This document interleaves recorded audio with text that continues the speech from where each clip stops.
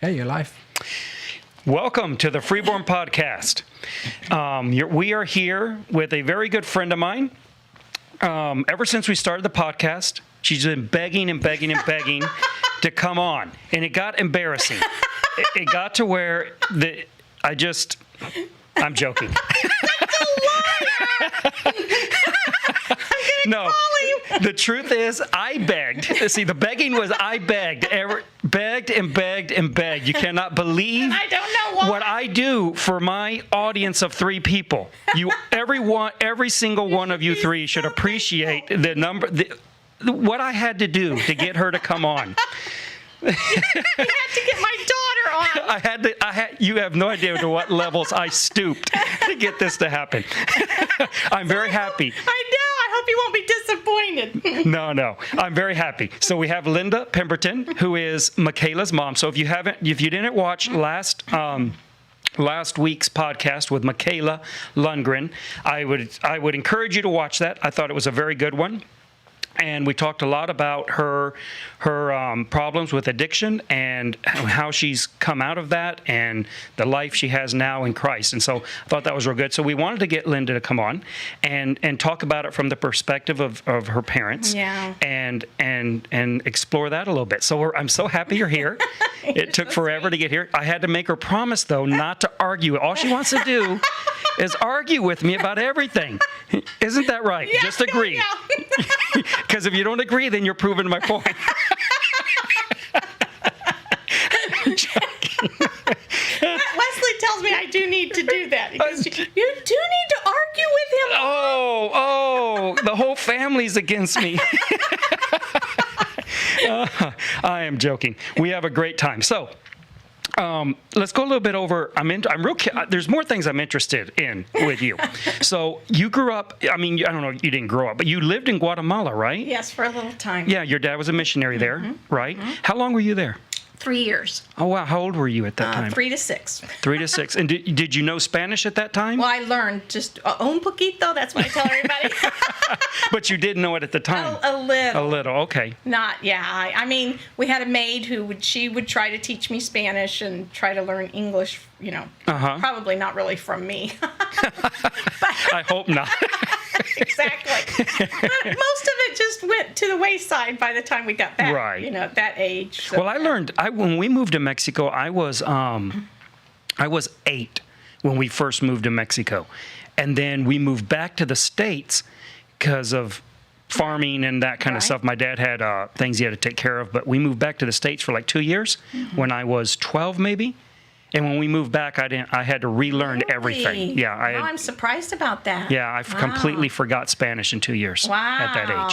Yeah. That's amazing. I think and so I tell people that my Spanish was el perfecto when I was first there. And then because I learned it late in life at 14, never came out as good. That's what I like to think. Yeah, I have a few sayings I say, and then that's it. Then people start talking to me, and I'm like... Well, that's the danger. Whenever people are like, I'm going to learn a little, it's like better to know nothing. Because if you go down and you go, hola, buenos dias, el baño, and they'll go, blah, blah, blah, blah, you're like, I just need to know where to... so fast. Yes. That I'm like, I didn't even get one word. I know. And what's funny is when they think you're not understanding, then they'll speak louder, as if volume is the problem. See, it's I didn't hear you loud enough. Now, okay, I get it. No, just slow down. You had to yell it. Yeah. And so you've been the daughter of a missionary, evangelist, pastor your whole life. Yes. Right? Your dad was already saved when you were born, right? So what was that like? Was that the typical... Okay, you should have given me questions. No, I don't do that. No, just what was that like? I mean, just because you a lot, the stereotypical thing is that it's so hard to be the child of a pastor or whatever that it's I think it can pressure. be. Was it for you? It depends. Like it wasn't like we were world famous or had this large church, but I didn't like if someone found out, you're a preacher and they didn't know you, a preacher's kid, it was like they all of a sudden had whatever their idea of a preacher's kid is, so I hated that. I never wanted anybody to introduce me as that because I wanted them to get to know me first. Because, I mean, you would believe, I mean, they would just automatically say things. Oh, I know what a preacher's daughter is, and blah, blah, blah, and I'm like, you don't know me, you can't put me in some box, that was frustrating to me. So, yeah, a lot of times, I mean, and then, of course, in the church, you'd do something. Oh, what would your dad say? And you're just like, oh, my goodness, Well, this is probably what he would say. So I would tell him, no. So those things, yeah, frustrated me. But, I loved that, all that he taught me and his love for God and, his love for truth and the Bible. And that's part, I'm so thankful for. But yeah, sometimes the interactions with other people, how they perceive you or how they think you're supposed to behave, that was I didn't like that. That was very frustrating to me. Right. Were you ever resentful of any of the life when you were growing up of it? Because I know some people do. I mean, some people have like a rebellious or resentful period when they're young and they wish they could just not be part of that life at all. Was that ever your experience? I don't think that. Sometimes as everybody, wanted to be around him, or so sometimes you would his time. Yes. And so you're sharing his time a lot. Yeah, that kind of would bother me a little bit, except my mom was so good about, making sure that we spent a very good quality family time, and she would not allow anybody else to come. She was the gatekeeper. She was, and she was very good about that. Well, I would imagine. And yes, I can just picture her with her shotgun. Yeah. That's right. You're not family. Yes. You can't come in now. Yeah. But so I look back on that, and I'm so appreciative of that she was so guarded on that he needed to have that time with his kids where he wasn't kind of the spiritual father to all these other people who wanted to be around him as well, So we would have those times, and that was very special. He often talks in his sermons when he talks about this subject that you guys would always take the phone off the hook during mealtime. Yes. Because people would just call nonstop. Oh yeah. Of course, that was back when people actually called, right? Yes. Nobody calls anymore, so that's kind of fixed that problem. But. Yeah. But yeah, he was he worked, and then he'd come home and we would eat, and then he would usually go out, visiting almost every night. And then of course we were in church all the time, Right. So I mean, but he would try to make sure that he planned things around the family, and then my mom was just very focused on making sure when it was family time that it was just family. So I think that was good. And you guys would do like vacations quite, like you had a regular vacation schedule. Oh, yeah. Well, which is good because he was a teacher, Oh, yeah. So he had more, I think flexibility there. Yeah. But yeah, we always went camping, always. And then we would take road trips. And, and I love road trips. Probably because they did that. He remembered his dad taking him on road trips to see like the Grand Canyon and in all of the national parks, and so he would try to do that with us. And I mean, it's amazing. And I remember we've tried to do that too with our kids. And of course I had to space mine. Well, I didn't have to, but anyways, my kids are so spaced in part in age. Yeah. And so when Wesley was, I guess he was 12, Mike had been invited to perform a wedding ceremony out in California. So I said, this is the time we should, because we haven't taken him to all these places. We'd taken the girls, and I said, and he didn't want to go. He hates road trips. And he was like, no, I don't want to go. And I was like, no, we really, you're going to come, we're going to do this. And so we did. We set out the plan, and we took, 2 weeks and got in the car and just drove. And later on, he was so appreciative. He was like, when you go into Yosemite, and he sees those mountains, and then he was just like, and then the Grand Canyon and just all of them. He would just go back and just go, wow, that was pretty amazing, even though he hated being in the car, Yeah. But think about it, at that time we did a rental car. He's a big guy. Yeah. He's in the back seat, you know. Right. But he got really, could have been more comfortable for him. But he did great, and those are great memories. Yeah. Well, see, my family, we only did one road trip. Well, we did road trips all the time. Yeah. But they were no fun. Yeah, going from Yes. We moved from Michigan to Texas and back every 6 months. Right. Until I was 8.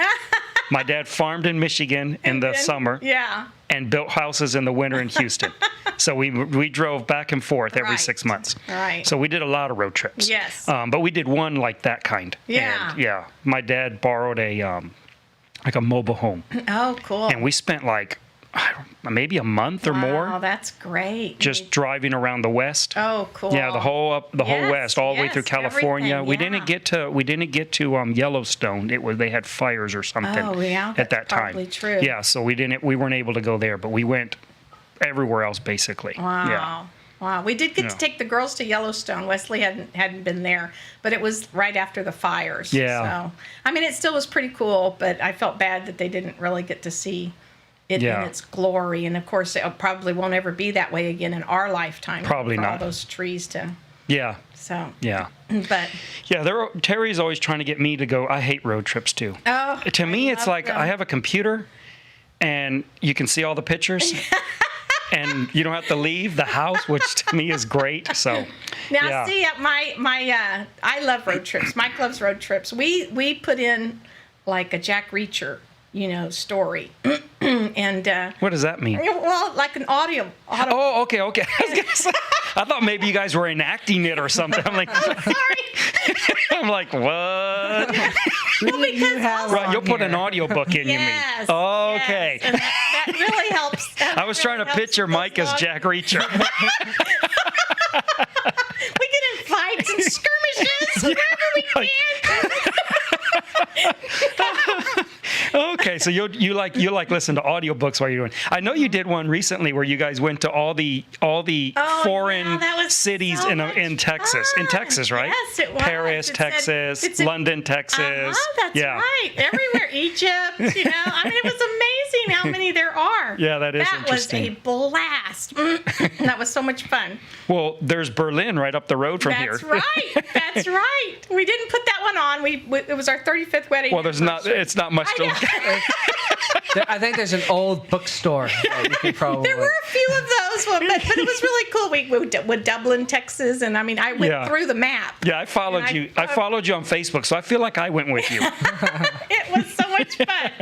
But we also did audibles in between, Yeah. driving. That's funny. And so then you were a pastor's daughter, a missionary's daughter, evangelist's daughter. He was Yes, in all those. of that. Yeah, all of Right. that. And then you married someone who was a pastor. Has been a pastor now for how long? Well, How long have you been married? we've been married, I guess, 36. I think we're going on 37. Man. And let's see. Well, yeah, he was called to preach. When I was young, I surrendered my life, to the Lord at 14, and I kind of did that volunteer thing. It says, so send me, I'll go. Was this in that first mission conference Yes, also? Yes, Okay. it was. And so, then I was preparing and all of that, and all the single, because I was in high school. What did you think you might do when you did that? Did you have an idea that? Yeah, I was going to go to nursing school so that I could go anywhere in the world and be a missionary. And I just figured I'd be single and I would do that. And then, a lot of the single missionaries, the women that were sent out during this time frame, because I'm still in high school, came back, and I knew when they would tell me their story that they were very, God had called them to do that specific thing. Me, I wanted to serve the Lord, and I was kind of like volunteering. And I saw how I could do that. And I hesitated thinking, okay, they really felt a very specific calling, and they've come back for various reasons. And so, maybe I need to pull back from that. Because in a way, it was like, I want to serve the Lord, but I think how I looked at it is that was my only way, kind of, Right. And so then it was like, okay, I should pull back a little bit because if they're all coming back and they had a very specific calling and mine was more of a volunteer, this is what I want to do. I should hold back on that. And then I started, of course, then I got dating age, and I made a decision that I wasn't going to date anybody who wasn't a Christian, first of all, and then didn't believe the way I believed. I wanted someone, that I could serve the Lord with. I wanted someone who had already, before, we met, had made that commitment too, was going to give their life, serve the Lord. And so I made a long list. It's pretty interesting because then when I met Mike, he had made a long list too. And we compared notes. We're like, wow, that's so cool. Were you on each other's lists? Not the names. Okay. I thought you meant a list of names. No, what we were praying for. Okay. I get you. Okay, and so it was very similar, your list. Well, yeah, it was very interesting. I mean, I met his list and he met mine, and it's like, wow, that's pretty cool. And I had never met anybody who had made that specific of a list before. I was like, okay. What? Give me something that was on your list. Well, of course, I did want him to, be very, okay, this is funny, I guess. My family. Oh, yeah. And they're very strong, opinionated people. No. What? I wanted someone... Did you know that about her family? I had no idea. Boy, they're not going to like you spilling the beans on them. Yeah, right. And I wanted someone who could stand their ground, Oh. And that because I would see guys that, they would really fall under that, that strong will. I needed someone who was at least that strong-willed, or if not more. Right. So be very careful what you pray for, people. No. Because that's also been difficult sometimes. But I wanted him to be able to, I didn't want him to be persuaded. I wanted him to be persuaded in his own mind what he believed, because it was going to be very hard to stand with, against my family if he didn't believe something, You wanted him to be his own man. Yes, very much so. Already knew what he believed, and just because someone else that he admired greatly, just because they believed it, I didn't want him to, say, oh, well then, that must be true or whatever. Correct. And you get that with, I think, spiritual leaders. You get people who will follow that, and it's not always maybe they don't sense it as strongly, or they'll waver. Well, maybe then I'm not sure what I believe or whatever. I wanted someone very, very specific in knew what they believed and could argue what they believed. Could debate. Yeah. I wanted someone taller than me because I've always been such a big girl, even before I got overweight, And to me, when it was someone who was my height, I just felt that much bigger, So I was like, okay, Lord, I know that sounds silly. That on my list. That actually sounds. See, I think this is really good things for young ladies today to hear, because I think our what we ought to be looking for in a spouse ought to be both spiritual and practical, right? The idea that none of these practical things matter, that's what you have to live with every day. Exactly. Right? The spiritual, in a way, we live with that on Sunday, yes. on Sunday, but those things you live with day and night every day, of course they matter. Yes. Yeah, I think that's amazing. And how old were you when you're thinking this way? Because that's pretty sophisticated thinking. Oh, I was in high school, definitely, when I started making that list. And why do you think you were thinking that way? Was there some influence in your life? Why you would? Because most girls aren't. I would say most. I assume many girls are not thinking that way. Well, yeah, you. It's not girls normal. Get boy crazy, at that time, and not. And they have this. They have a romanticized view in their mind, because that's not a romanticized. Maybe because perspective. No, that's true. I don't know specifically. It probably was a variety of things. Well, my mom, she always had these sayings. Well, your mom was a very practical person. Very, very. I'm so emotional. I'm more like my father. I'm woohoo, I'm emotional, and I, but my mom was very, even keel, but she would have those sayings like, it'd be better to want something and that you never have than have something that you don't want. Yeah. So she had all these sayings, about getting married, and she would tell me, she said, so many people think that the marriage is the get all, but really, she said, not, and she goes, I got married at a very young age. She goes, but it's not, that's not the only thing, there's so much out there, so you don't have to be married to be fulfilled, and that sort of thing. And I don't know specifically, I guess I haven't thought about that, but I know that I wanted to serve the Lord. And maybe that's where it was. I knew I wanted to serve the Lord, and I didn't. And at first, it was like, okay, I'm willing to go, wherever and be by myself and do this. But so if I get married, then it needs to be this, because I don't want to deter from, serving the Lord. Yeah. And so then I started thinking, okay, well, he says to pray, ask, and if you don't ask, how do I know then he's giving me what, I've asked for? I need to have a list. Yeah. So I started doing that. And I've told lots of girls, make a list, look at, family was very important to me. So I wanted someone who loved my family, but wouldn't be intimidated. influenced. Exactly. So that I think that's what I saw, how that would work. And I saw how, like some guys I would date, I mean, seriously, it would be like the silliest thing. We would go somewhere and he'd go, well, what do you think your dad would do about this? And I'm just like, okay, X. I'm not going out with him again. Even though it'd be like really nice, but it's like, okay, forget that. Well, I'm not going to let Kirsten watch this episode because that's what I want her thinking every moment. Kirsten, come talk to me.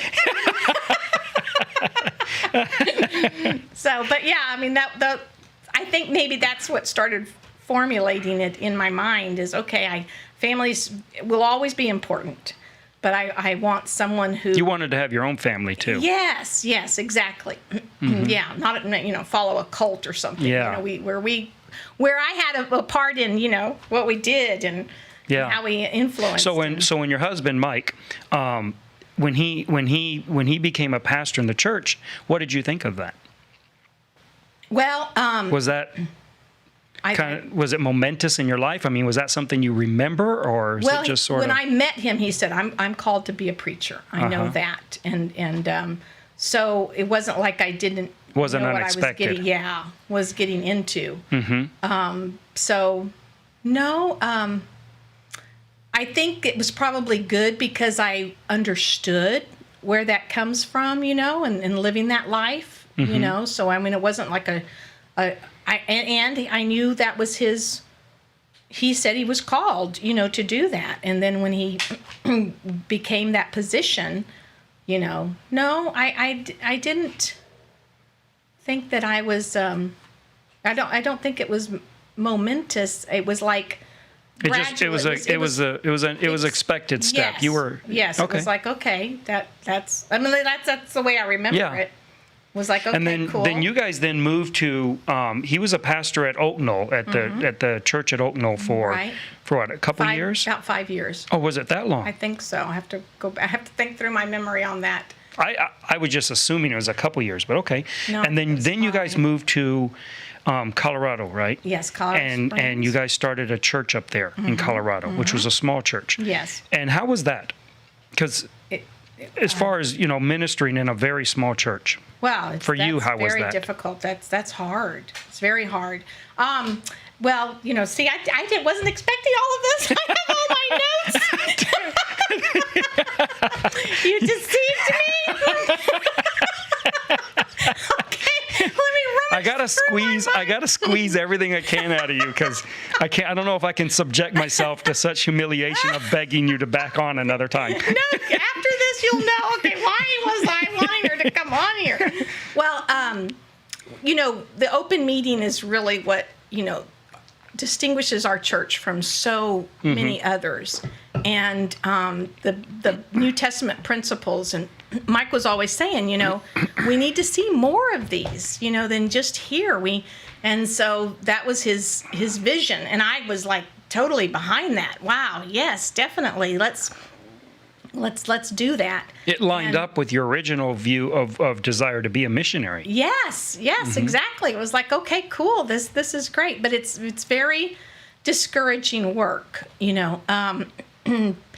Well, for us, I'm sure there's other people who've been, very successful. I don't know that you could say we were successful, and so that can be discouraging because you're trying, and it's always small. Every place we worked, we would get a group, and it was great and sweet and precious, and the fellowship and even what they would learn and how we would see them grow, but it never. And by small, what are we talking about? Well, just because people hear small church and they think 400 or 200. Oh, yeah, 30 to 50 people. Yeah, just for those that aren't okay. We're starting to grow here. And many times a lot less, right? Oh yeah, definitely.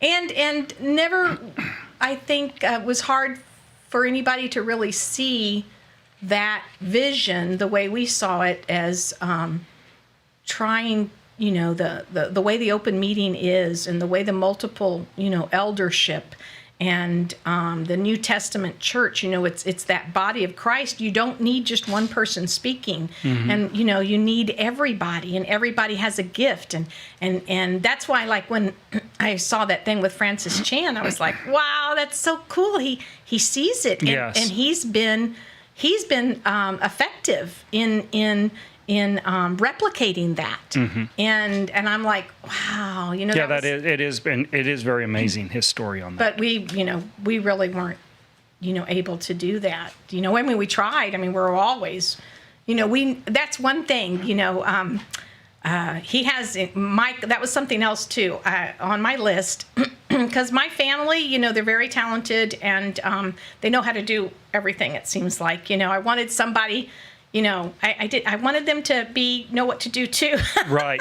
Because that's how I had seen so many of the men in my family. So, right. He's able to do pretty much anything I ask him to do, so, and he's a hard worker, and his work ethic, that was important to me too, because I have strong work ethic as well. So when I saw that in him, that was very important to me. So he just hardly ever, he's always working. He's a hard worker, yes.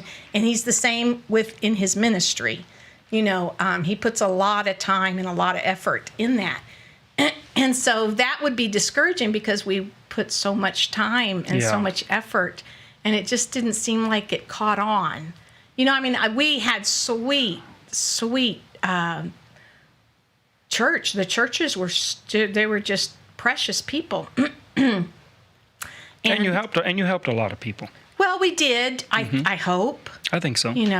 But anyways, the original vision of why we, went out, I don't think we ever fulfilled that, and so sometimes that can be discouraging. You know. Sure.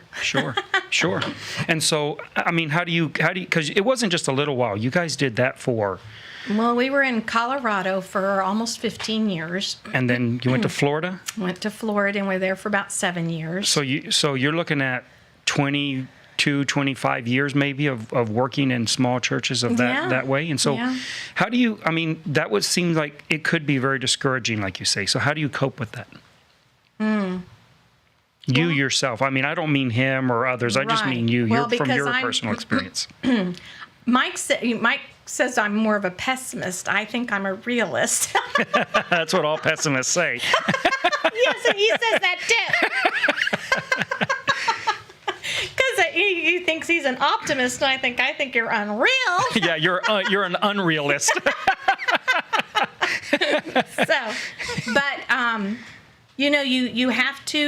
You have to keep going. Okay, you're like, oh, all right. You have to keep going back and focusing on the Lord, and focusing on, what you've seen him accomplish or do, and maybe it's the little things. It's like, okay, Well, and we have had people say, wow, y'all kept trying. I mean, y'all were always, everywhere you would go, you would have a ministry. You would make sure you started a ministry. And that is so true. We would go, okay, now it's time. Let's start this. And we knew how to start it and keep it going. And I don't know. I would have times of very discouragement. Like, what are we doing? It doesn't seem like it's working out. No one seems to be getting the vision. Once we leave, it folds, and so that was discouraging. Yeah. How do I, I don't know. You just say, okay, well, I've got to keep being faithful, and because now, of course I'm married and I want to follow what his leading on that, but it was like, okay, I know what I can do. And I know that we are, our ministry is people. So that might not be 300, 400, but it might be 5, it might be 10, it might be 20. And the ministry is the person, the people. Have we been able to minister to them? Yes, I know that we have. So it was like, okay, celebrate what what God has done, in us or through us. And you focus on those things and then just, trust him, put it to him. So you have to work through it, kind of like David in the Psalms. You'll see him. He has all these questions, and sometimes they're discouraged. He's discouraged, and he has to like work through it, sound it out. Nolan's really bored. Are you about to fall asleep? That's his normal look. Okay. Don't worry about him. I'm like, oh no, have we lost him? No, believe me, there's sometimes I take his pulse. That's just me, really just listening. Zoning out. Very but intently. I don't know now what it was. But well, yeah, you were just saying how about David and the Psalms. Oh yeah, and then you'll see at the end of the Psalm, he's positive again because he realizes, I've been looking at the wrong things. That's discouraging, but I can hope in the Lord and look what God has done. Or so you do have to do that, I think. In your everyday, if you start getting down, you've got to count your blessings, like they say, right? Because it does make a difference. Be thankful for what, that being thankful is so critical, and if you go, okay, that didn't work out, but what did work out, and start looking there, I don't know. Yeah, no, I mean, it's not like there's an answer, right? Because I mean, I've been in the ministry for a very long time, also, and we've had. I mean, you go down to we'd be in Mexico and we start a church there, and we just start meeting in the park, and you're just there with your wife Family. and your 2 kids, right, and their babies or whatever. Right. And there's no one else there, and you're singing. Right. And, we have no musical ability, so we're howling. And then, you're like preaching, but there's only 2 people listening. And, it's just like, oh, good grief. It's like, what am I doing here? Right. Yeah. Yeah. And I've done that for a while. Yeah. It's like when the ships would hit the equator and they get, what do they call that? The dumb trolls or... I don't know. I haven't heard of this. There's no wave. There's no wind. They're stuck. If they hit it at the wrong time, they're Really? stuck, and they can starve. Because there's no fish in that area either. Really? Anyways, and so sometimes I think we hit the dumdrolls. I think that's what they're called. I've heard the word. I didn't know. I have to look that up. That's very interesting. And there were different things that captains would do, shipmates or whatever. Like I know they have, I don't know what they're called. I'm not very good about that, but they would have this kind of like an anchor, but it wasn't an anchor. It had like a hole through it. Oh, okay. And they would throw it as far, whoever the strongest guy was, and he would throw it as far as he could, and it would go down like maybe 40 feet, and they would just pull. That's sometimes the only way they could even make any advancement. And then when that guy would get tired, they'd throw some other, they'd put some other guy up there to do that. And it was a very serious, you had to really know not to go at certain times, or they would just have to wait, and then finally a wind might come and they'd get out of the dumdrolls. but it's a very trying time. Yeah. And I see that in ministry, or at least our ministry. We would have periods of there's no wind. Yeah. I can't move the sails, I can't do anything. All you can do is sit and wait, and conserve, what you've got, and pray and do what you can, okay, we'll move. If all we're going to do is move 40 feet, and then we throw it again and we move 40 feet, think about the people that traveled the West. They went further in a day than some of the ships that get stuck in the dumdrolls, Wow. And anyway, so I think of that. We all have periods of time like that. They talk about, peaks and valleys. The valleys are so great, and the mountaintop is so hard to get up there. But once you get up there, it's great. But there's not a ton of vegetation, at the mountaintop. That's where it's down in the valley. Yeah. So, sometimes it's a mountain plateau that you finally reach, and okay, and then you just got to keep going, and you got to encourage each other, because sometimes that's all you have is just each other. Yeah. And revisit that vision, and okay, well, we're going to keep going. Just be faithful. That's Laura says it's doldrums. Stole? Dole. D-U-L-L. Okay. Doldrums. I was calling dump drums. What was I saying? Okay, yes. Thank you, Laura. Doldrums. That's interesting. I'd heard the word. I never. I didn't know I didn't know about all. I'm going to look that up because that is not only very interesting. That's a really apt analogy. Well, because I really like that. I'm not going to say I read a lot. Oh, come on! No, Stop I being. don't. Oh, good grief! Seriously.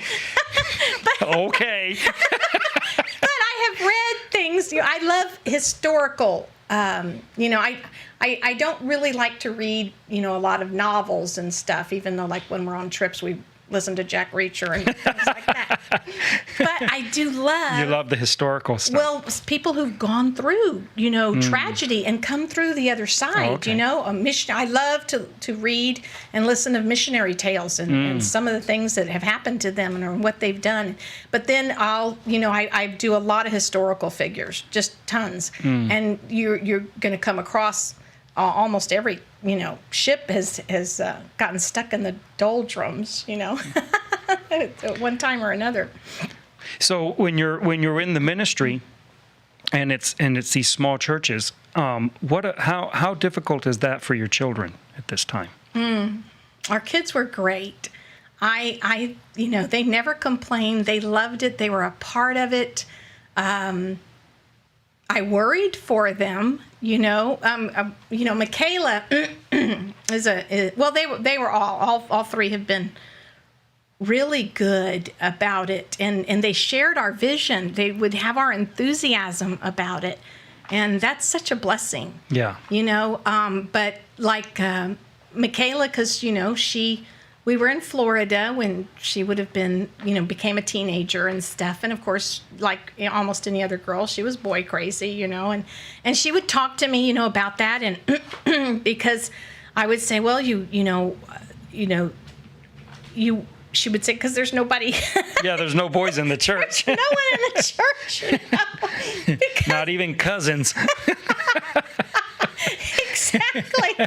So I would tell her, different stories. Like my sister-in-law, Cindy, she would bring, everybody was wanting to date her, and she would just constantly bring people to church, And Mikayla, she took that on. Literally in Florida, no one brought more visitors than Mikayla. And seriously, she was always, and most of them were guys, that were interested in her. And she would say, well, come to church with me, and I thought that was really cool, that she did that. I don't know if I would have done that. I know that my dating sample, since I had, was very narrow, but, I did have choices. Whereas, there wasn't anybody there for her. And she would, so you worry about that. Yeah. That's definitely a concern as a parent. But my kids, they would get involved, singing and playing and musical instruments, and sharing in the open meeting. They were usually, the ones who would share would be me and Mike and my kids. And every once in a while we'd get somebody else. Yeah. But it would be mainly them, And like one time, Mike had to go out of town he was consulting and he had to leave earlier than normal, and a Sunday night meeting, came, and none of the men, did the Lord's Supper, and of course, back then, it was like, okay, and we're waiting and waiting and waiting, and finally Mikayla's like, okay, I'm gonna do the Lord's Supper. Good for her. And she had Wesley help her pass it out, And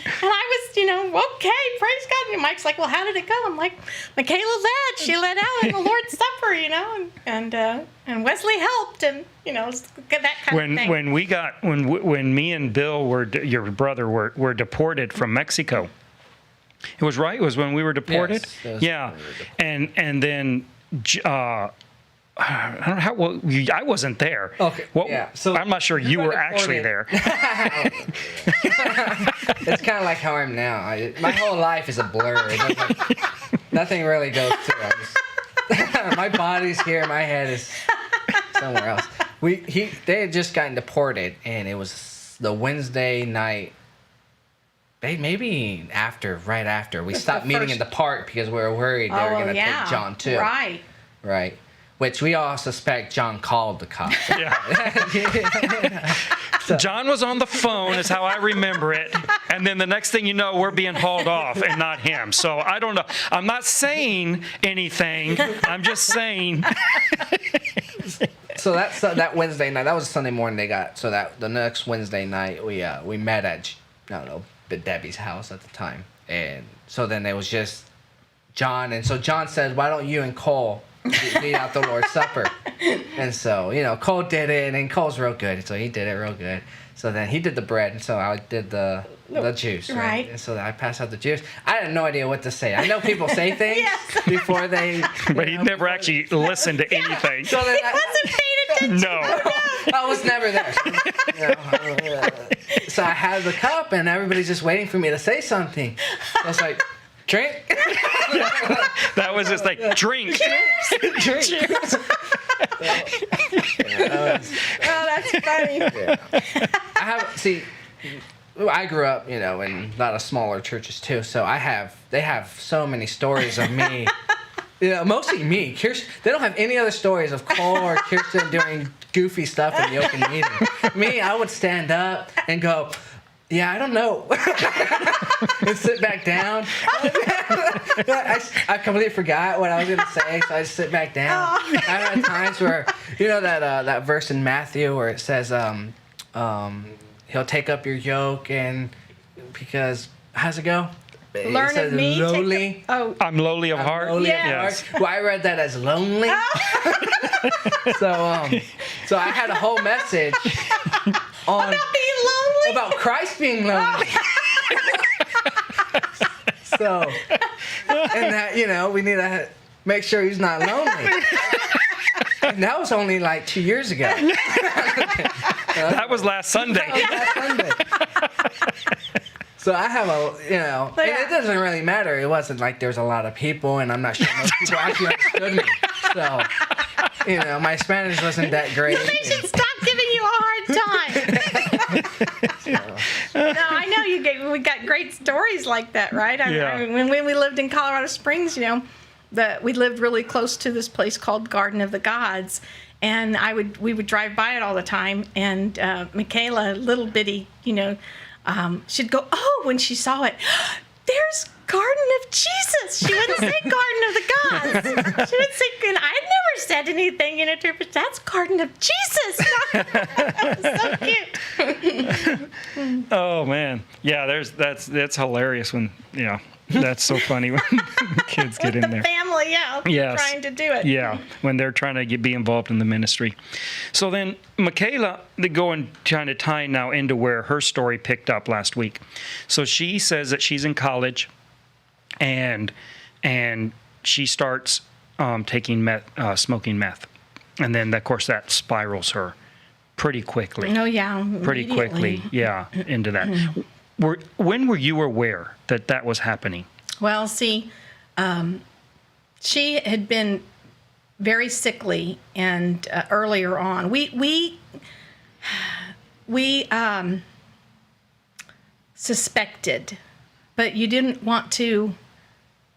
You know, when you read anything about Hashimoto's, it aligns with how she was behaving. So we were like, oh, you know, I mean, we'd hate to hit her again.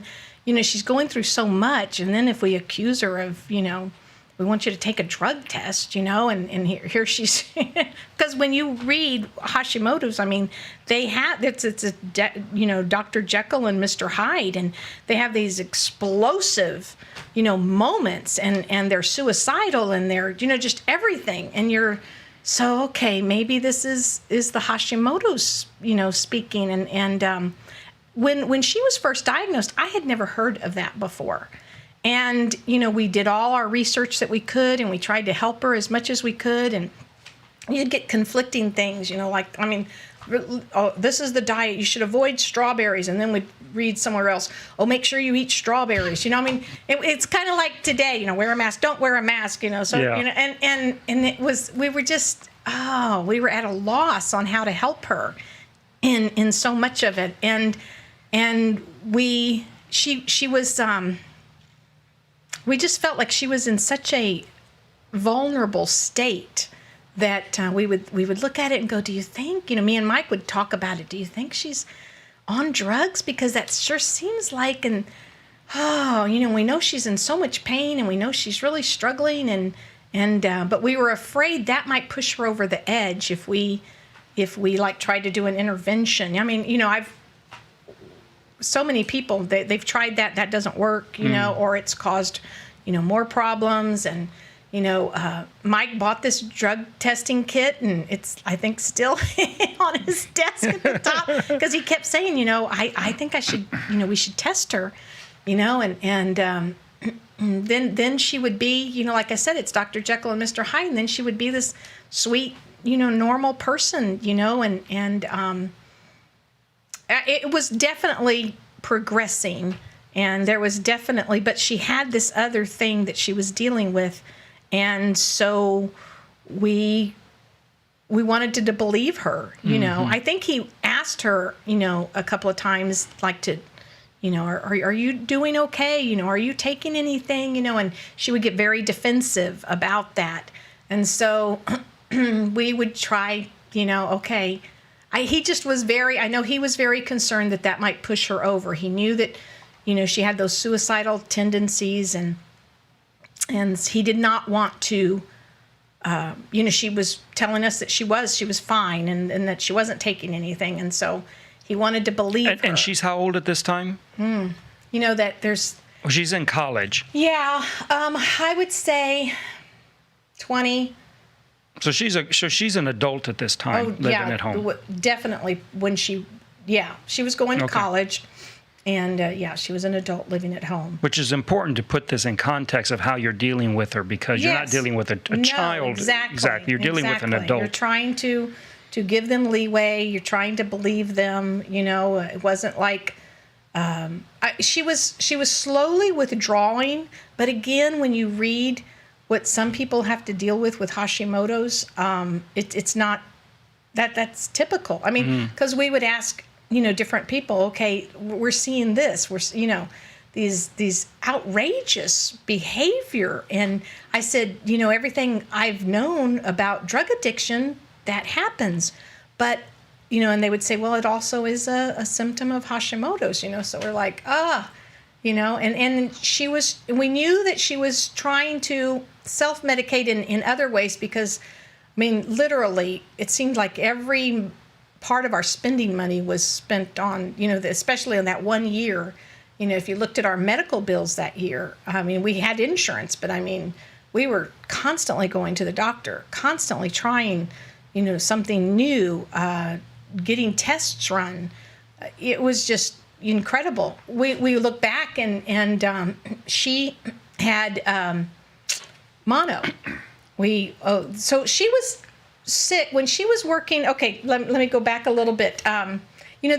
She was always she was our risk taker. Mm-hmm. And now that I look back on it, I see that I think that's a chink in their armor. They don't think it'll happen to them. Or they're such, you do need risk takers. I'm not a risk taker, but she is. She's like Mike, and she's that risk taker. I mean, when and an example is at our family reunion, we have groups of cousins, that are close in age, and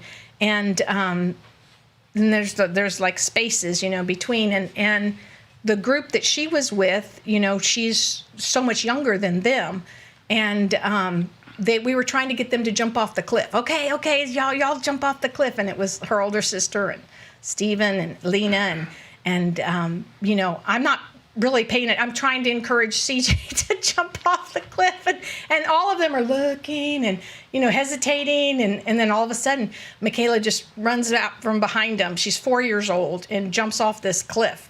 Boom, and everybody's like, whoa, and the kids up there, they're like, whoa, and that was just, her way. She'd be the first down the ski slope, She wanted to do the hard things, and the first, sledding, she just was always the risk taker. And so, and so she would get into a lot of trouble, too. Yeah. And so we were always, she would sneak out of the house. I mean, she was always pushing the boundaries. I mean, there's a funny story with her sneaking out of the house because, I mean, she was doing it, quite a bit. Mike put alarms on the windows and the doors, and she would find a way. And so one time, late at night, our dog was right underneath our window, and he's crying. And, Mike gets up and he's mad. Shut up, George. The dog's name was George. And, the dog would kind of get quiet, and Mike would lay back down, and then it was a different kind of a moan. And I said, Mike, something's wrong. George doesn't do this unless there's been an issue, like one time when we had a snake in the background, in the backyard, and, different things, I said, he's needing you. Something's up. So he goes to the back, the porch area, opens up the sliding glass, and George just moans and moans. And once he knows he has Mike's attention, he goes over to Mikayla's window, puts his nose up to the window, and then just cries. And Mike's like, okay, all right. So he goes into Mikayla's room. She's gone. And she had gone out the back where he hadn't had all the, alarms. She had found another way, right?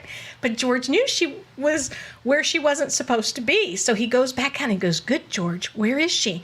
And he walks to the back fence where the gate is. I mean, in this area, I just can't even believe that she would do this because she's this risk taker. But he would walk to the back gate and then put his nose in, and cry. And Mike's like, okay, thank you. George gives him a treat, or whatever. Closes the door and locks it, and then lays on the couch right there, because that was our family room, waiting for her to come home. Well, I'm sitting here thinking, where did she go? I mean, behind us is what's called those conservation lots, okay? Right. And we have this pond, and we have alligators and snakes. Because this is in Florida. Yes, all the time. I mean, seriously, we had to get George to protect us from the snakes. You would walk to the fence, and there's water moccasins up the tree, on the tree, rattlesnakes, and they have the pygmy rattlesnakes there. They play dead. They're not dead, And I mean, there's just, and she's walking. And she's out there in the nighttime. Well, because she wanted to go swimming in the pool of this big apartment complex that was across the conservation lot. So she's going in her bathing suit and I guess a cover and flip-flops through these alligator nests, Oh my goodness. I mean, that's the risk taker. So I mean, does George know that snitches get stitches? So listen to this. It's so cute. So she comes George back. is no longer with us either. So she comes back in and she's trying to, get the door, and she's like, how's this door locked? She can't open the door, and Mike wakes up, of course, and then unlocks the door and opens it up, and she's like, So he goes, I'm going to bed. We're talking about this later. And so then we tell her, George told on you. I hate that dog. She was, you're such a bad dog. I hate you. But anyways, and he would always tell us when she moved into the front room, he would let us know if she had snuck out. And she hated that dog. But there's a lot of parents right now that are probably asking what breed it was and where they can find one of these. American foxhound, and he was amazing. We bought him because he kills snakes, and that was interesting. And did he kill snakes? Yes, he would. If a snake came into the yard, the first time it happened, I was worried about him, and I'm yelling, "Stop it, George! He's going after that snake!" And he would get it, and he would get into a certain position, and he'd grab it by the tail. And, with his mouth. And then he would swing it and whip, I guess crack its neck. I don't know if that happens, but he would throw it over the fence and into the pond. The snakes that would come into our yard. And we had a lot of them, living in Florida. And he was amazing. And I was like, okay, he gets another you're getting steak tonight, boy, because I hate snakes. I'm more, but anyways, what's sweet is she hated that dog. She hated him. But we were at the coast one weekend here in San Antonio, and he got really sick. And she had to be the one that took him to the vet, and they had to put him down. And she cried and cried and cried. I love that dog. So she made peace with the snitch. Yes. So. Man, and so going back, so she's very adventurous in spirit. Oh yeah, I would say you walked across that. I can't believe you. You know, think of the spiders and the snakes, and she's like, well, we were gonna meet and go swimming. And I'm like, okay. I would have never done that, but that was her. And I look back on it. I do think risk takers probably are more susceptible to addictions because they'll try something. They're willing to try it, and they're less fearful of consequences. Yes. Well, and then also teenagers, they've even done that study that shows that part of the brain does not work during that time. It's just not fully. And I'm sure different people at different times. Whereas, Charlene, my oldest, she was more cautionary like me. She's not a risk taker, but Mikayla is. And that is, it's a great quality to have. Yes, it is. But it can be dangerous. It can be very dangerous. And so she was trying so much. She really, at the beginning, doing everything the doctor said, they weren't helping, and they knew they weren't helping. They were trying. So she got to the point where, to me, it worried me. She would take like 2 Benadryls so she could get to sleep, so she could get some sleep. And then she would take, tons of caffeine, coffee and Red Bull, just so that she could wake up, in the morning and drive off to school and whatever. And we worried, about that. We were trying to, she was like, this is the only way I can do this, and so... And why is it hard for her to sleep with that? I have to do my research on I guess the Hashimoto's and everything, but I think she was in so much pain too, and then she's so lethargic that she would take the caffeine to get going, and then she would be on this adrenaline, of so much caffeine, that she knew she needed to sleep again. So she'd take the, Benadryl to sleep, and then she couldn't wake up. But that was just so she could function, because if, we had, at that point, we had told her, you need to stop working. And let's just, like one summer, we called it the summer of healing. Let's just do everything that they, let's just focus and see what works, and we weren't able to find, anything that worked. But it was like, okay, we're going to just try to cleanse your system, this way, and let's follow this one advice. And that whole summer, it didn't help, and they can't get up. They have no energy.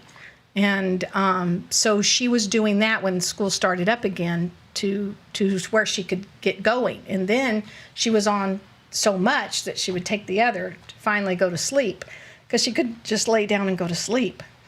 But okay, going back, like my oldest, again, kind of a germophobic in certain ways. Like if we were somewhere eating and someone accidentally picked up her cup, and drank from it, she wouldn't make a big deal. She's very, she just would not touch that drink, if anybody, anybody. But whereas Mikayla, she'd be like, oh, you got to try this. Everybody at the table, has to try this drink. It's so good, Here's this new shake, and, right. And have you tried it? And she was so sickly when she was working at this one, I guess I don't know if I should name it or whatever, this fast food restaurant. Yeah. They're closed on Sundays, but Wow, which one? but this boss was they were ridiculous, because you could not miss without a doctor's note. So we didn't realize it at the time, but she had gotten mono, and she was so sickly, and we would go to the doctor. And, they would, wow, yeah, she's running a fever. Let's put her on some antibiotics. And she never had time to rest, because she had to go right back, to work. And we were in that doctor's office. It seemed like at least once a week. As soon as the antibiotics were over, she was still feeling bad. She'd come, and would have to go again. So finally, my oldest was like, Mom, let's try a different doctor. Maybe, because I'm like, this poor thing, she's so miserable. And so we went to this other doctor, and he goes, has she been tested for mono? And we were like, no. And he did the test immediately. Yes, she had mono. And there's so many autoimmune diseases that can be traced back to, kids who had mono. People who had mono. Yes, I mean, it's amazing. Once I started studying that, they're going to get almost anything, because now their immune system has been compromised, and it's going to be with them a long time. So she was that went way too long. I felt so bad about that, and then we were like, quit, because mono takes a long time to heal, and you need a lot of rest. And so you don't have to work. You got to. She's still enrolled in school and everything, and she didn't like that. She's, got that work ethic. She wants to work. And so that was really hard for her but she had no energy, and, just, and so it's very hard to deal with. It's like, okay, honey, you got to get out of bed. I can't, and, you're, as a mom, you're like, oh my goodness, is this, how real is this, Yeah. At first, and then the more you read, and then when we were reading about mono, and then that's how pretty much probably how she got Hashimoto's, and then they wanted to put her on depression medicine, but she's still a teenager at that point, and there's so much, at least then there was still that conflict out there. These medications are really dangerous for teenagers. It actually makes them more suicidal. And so I was very hesitant about that. I feel bad. I don't even take medication I'm supposed to take. I'm just so, and Yeah. I feel like I influenced her maybe the wrong way there, because I have the weirdest reactions to medication. So I just avoid them as much as possible. I can't even take aspirin. If I take aspirin, this lip swells up, but I mean, it's it's ugly. It's not like, Angelina Yeah. Jolie. It's not like what everybody wants. It's like, this over here is swollen. And that's just from aspirin, and it's like, okay. And I was talking to the doctor about it, and he's like, well, don't take aspirin. Well, hello, okay, yeah. But I was very concerned, and then, a lot of times those are addictive, and anyways, so she didn't want to take them. I wasn't going to, like, if she said, yeah, I need to take it. But I'm wondering if it could have we saved her had we, maybe encouraged her more. But I was very concerned because of all that I was reading and hearing about giving the young kids those medications. It's so hard to know. I mean, it really is. It's you, as a parent, or even for yourself, but especially as a parent, you're making decisions for someone else. It's not like, well, the doctor said to do it. I know. It's like, the doctor said to put leeches on people at one point. So, Exactly. and in 5 years, are they going to be saying, oh, well, we said this, but, that wasn't of course they are, because they still do. And I'm not blaming the doctors. No. Or saying that they're quacks, right? I'm just saying that it's real hard as a parent because, it's like kids that are diagnosed with ADHD. Right. They want to put them on medication. Right. I'm very reluctant to do that. Me too. To me, it's like, I don't think they've made the case well enough. Exactly. And I'm not judging anyone who does. Right. I'm just saying for me and my kids, right? And that was us. Yeah, it's like... Because Mike does have ADHD, and he was put on medication, and he hated it. Mm. And and then my oldest has ADHD.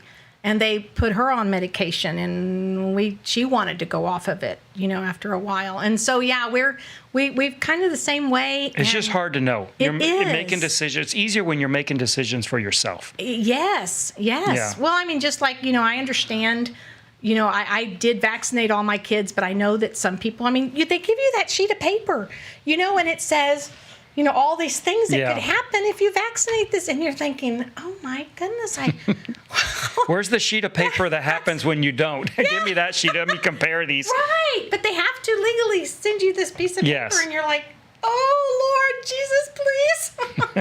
Please watch over her, as they give her this shot, And so it is. It's just so much harder trying to make those decisions on the kids. But I wonder, had I been more, drug therapy, what if she always tells me that no, that we did everything right, but there's no way we did everything right. No, of course it isn't. But at the same time, I do understand what she's saying. And I think that you would say the same thing to your parents, that it isn't that in a perfect world or in a perfect, with a perfect knowledge, you might not have done something different. Right. But we have to judge things within the knowledge we have, not the knowledge we don't. Right. And that's what she's saying. Yeah. And so when do you guys finally come to terms that she's on drugs? That's what's so sad. Way too late, probably. Was it before she left, or was it when she left? No, we suspected, and we kept saying we're going to get her tested. We're going to get her tested, and we did. Try to get, blood work done. At this point, she had stopped going to the doctor, and Mike even found this wellness center that'll do this whole makeup on you. And it wasn't under our insurance, and he paid and said, all you've got to do is go, and they're going to break out everything, and know exactly how to, help you. But she would not go. And so that fall semester was really, really rough. And we knew, even the year before when she was going to UTSA, we were like, she wasn't, going to the classes. Things were not lining up, and we knew that she was lying about things. And we did have her phone, and we tracked it, and we would find, because she was feeling so bad, she would just go to a parking lot and sit under the shade and sleep, and she wasn't attending classes. And that did okay at UTSA, like she had said, because she could, pass the, get her homework in, and she just could not sit through those classes. And then she didn't want to continue at UTSA. She wanted to go to, and there's probably other reasons too. She wanted to go to Texas State.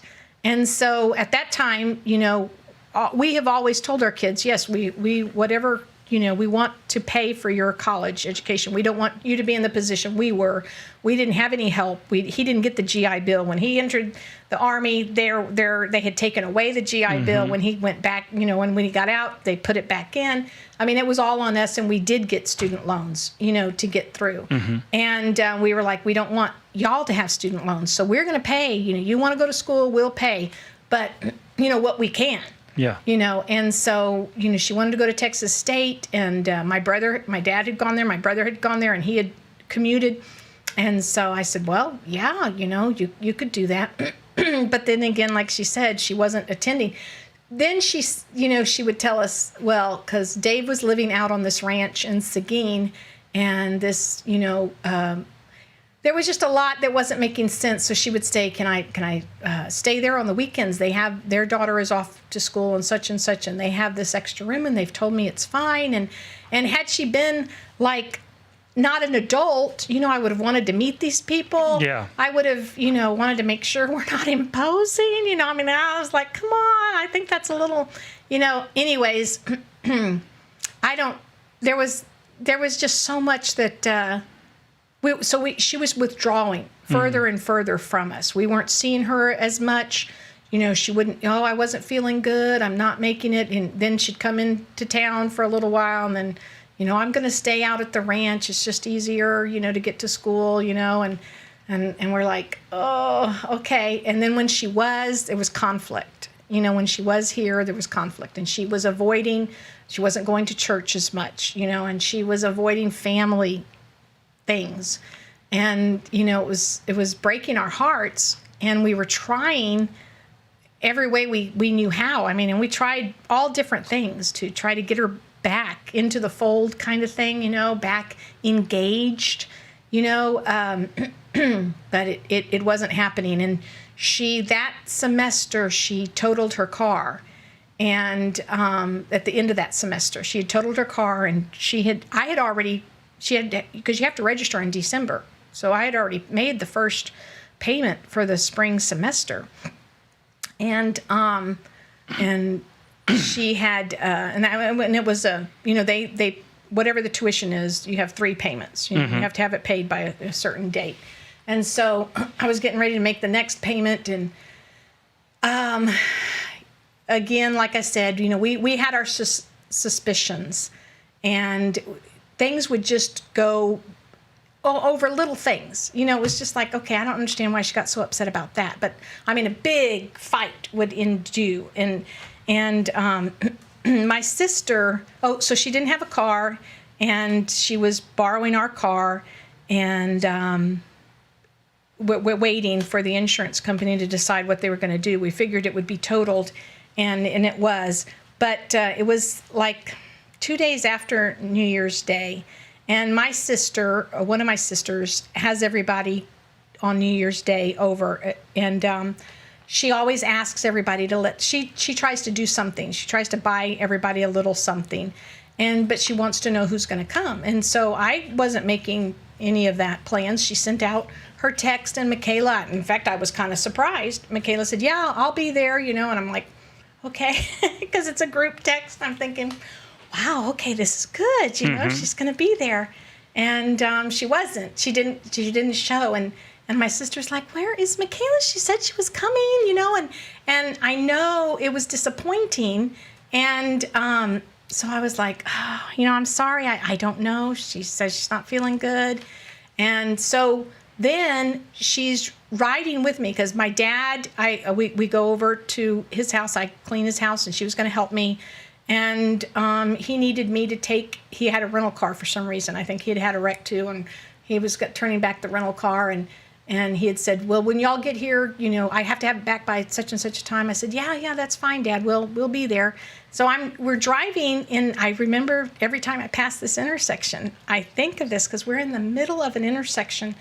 And I said, hey, when we get there, I think your aunt's going to be there. And she was kind of really sad, disappointed that you didn't make it, and I know that she, kind of goes to a lot of trouble getting something for everybody. So if you see her, you just might tell her you're sorry, that you didn't make it and you weren't feeling good, whatever.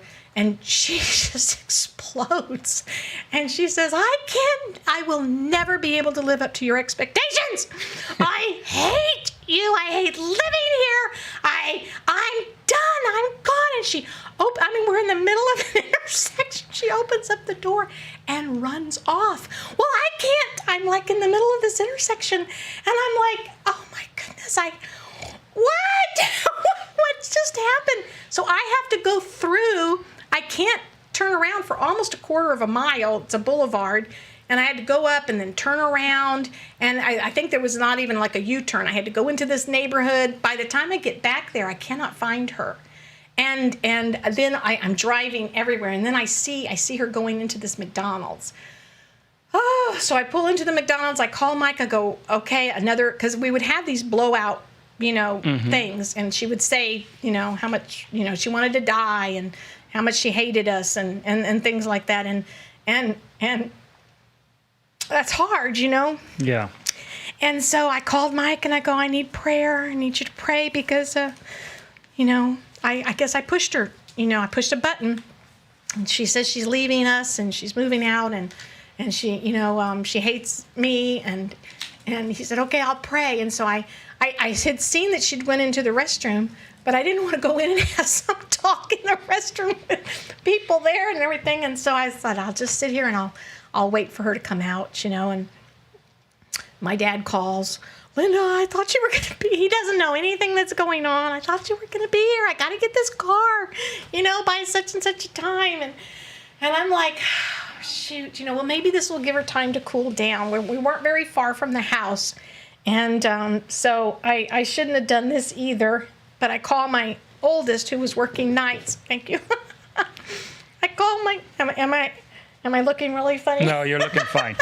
And I call my oldest, who had been working nights, and she was sleeping, because I think I just need time. I need her to cool down, and think through this, because she would snap out of it again and be like normal. And so I called her and I go, can you make sure the back door is locked? I know, and horrible mom, I guess, getting her involved. And she's half out of it and she's like, yeah, sure, okay. And then just go back to bed. Mickey might come and be banging on the door, but I'm going to ask you not to open it to her. I want her, because she said, I'm packing up all my stuff. I'm out of here. And I need time. I want to, I got to take my dad. I should have called somebody else, but got to get him to this thing and then I'll come back. But she had called Dave, and when she couldn't get into the house, they just took off. So that was just And that's when she left the house. Yes, that's wow. Yeah, that was what. And then I felt bad, and because I thought, well, maybe then I shouldn't have locked the back door, where she could get in. But so I wanted her to be, us to be able to talk and get over it. And I apologized. I sent her a text. I'm so sorry. And she's like, no, I'm done. I want my computer. I want my clothes. I'm going to come back and get my clothes and get my computer. And I'm done, So that was just real tense. And we finally, I guess it was a couple of days later, she came and got all of her stuff, packed up her stuff. And Dave's waiting for her, and she takes off, And then we didn't have communication with her. She wouldn't communicate. Now, did you know by this time that she was on drugs, or are you still not sure about that? No, we still weren't sure. Then a lot, goes on where we're not having no communication with her. You're trying to like text her and things? Yes, call her and text her, and she would only respond like when the insurance company said, okay, we are totaling her car, and this is, we need her to sign this paper, and because it was in her name, and then she'll get her check, and that sort of thing. If it was anything like that, she would respond, and okay, well, I'll meet me and Dave will meet you, but she wouldn't, she'd talk to Mike, but she wouldn't talk to me. And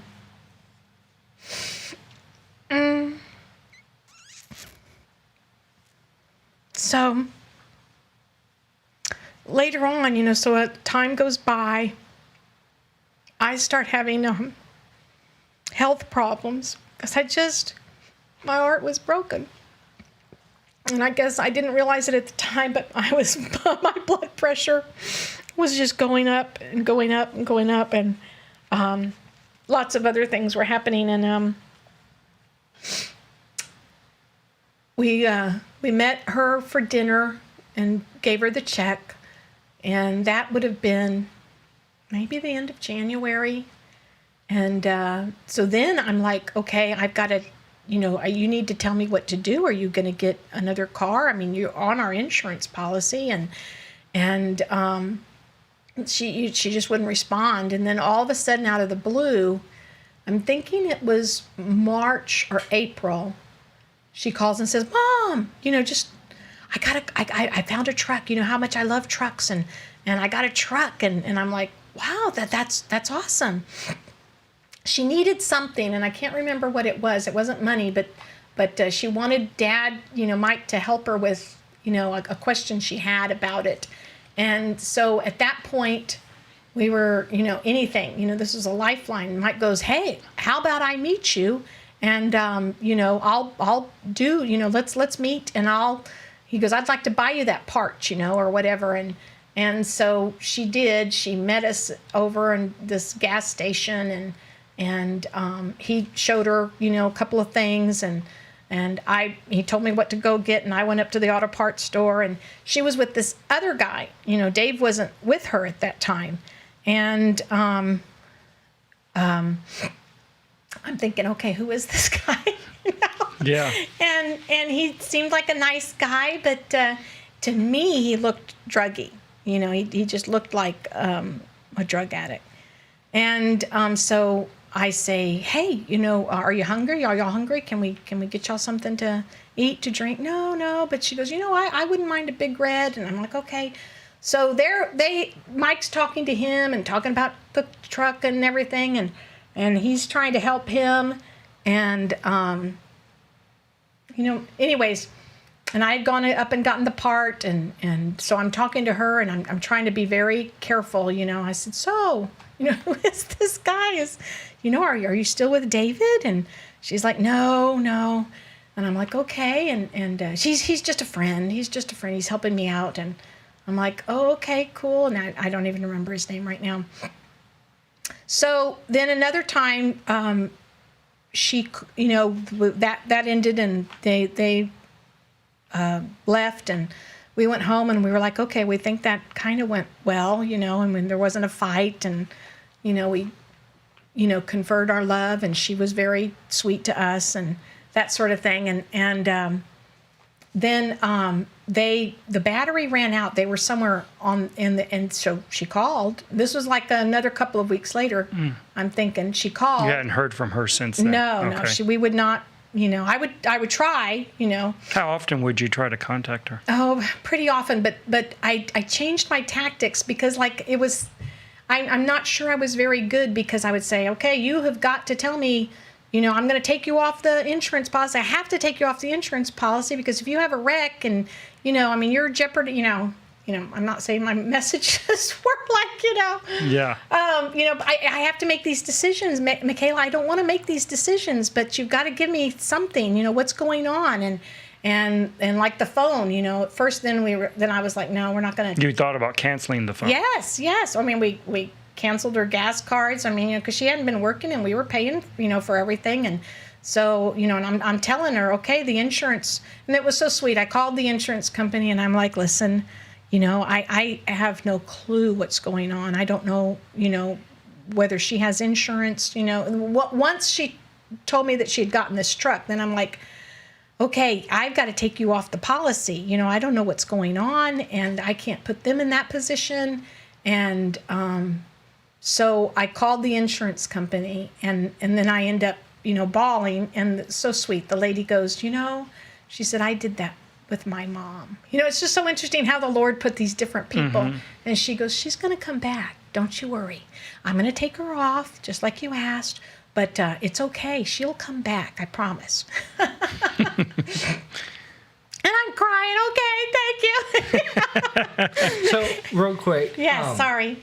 Mikayla showed us a picture of what she looked like during probably her worst. Yes. How did she look when you saw her when you went and picked her up?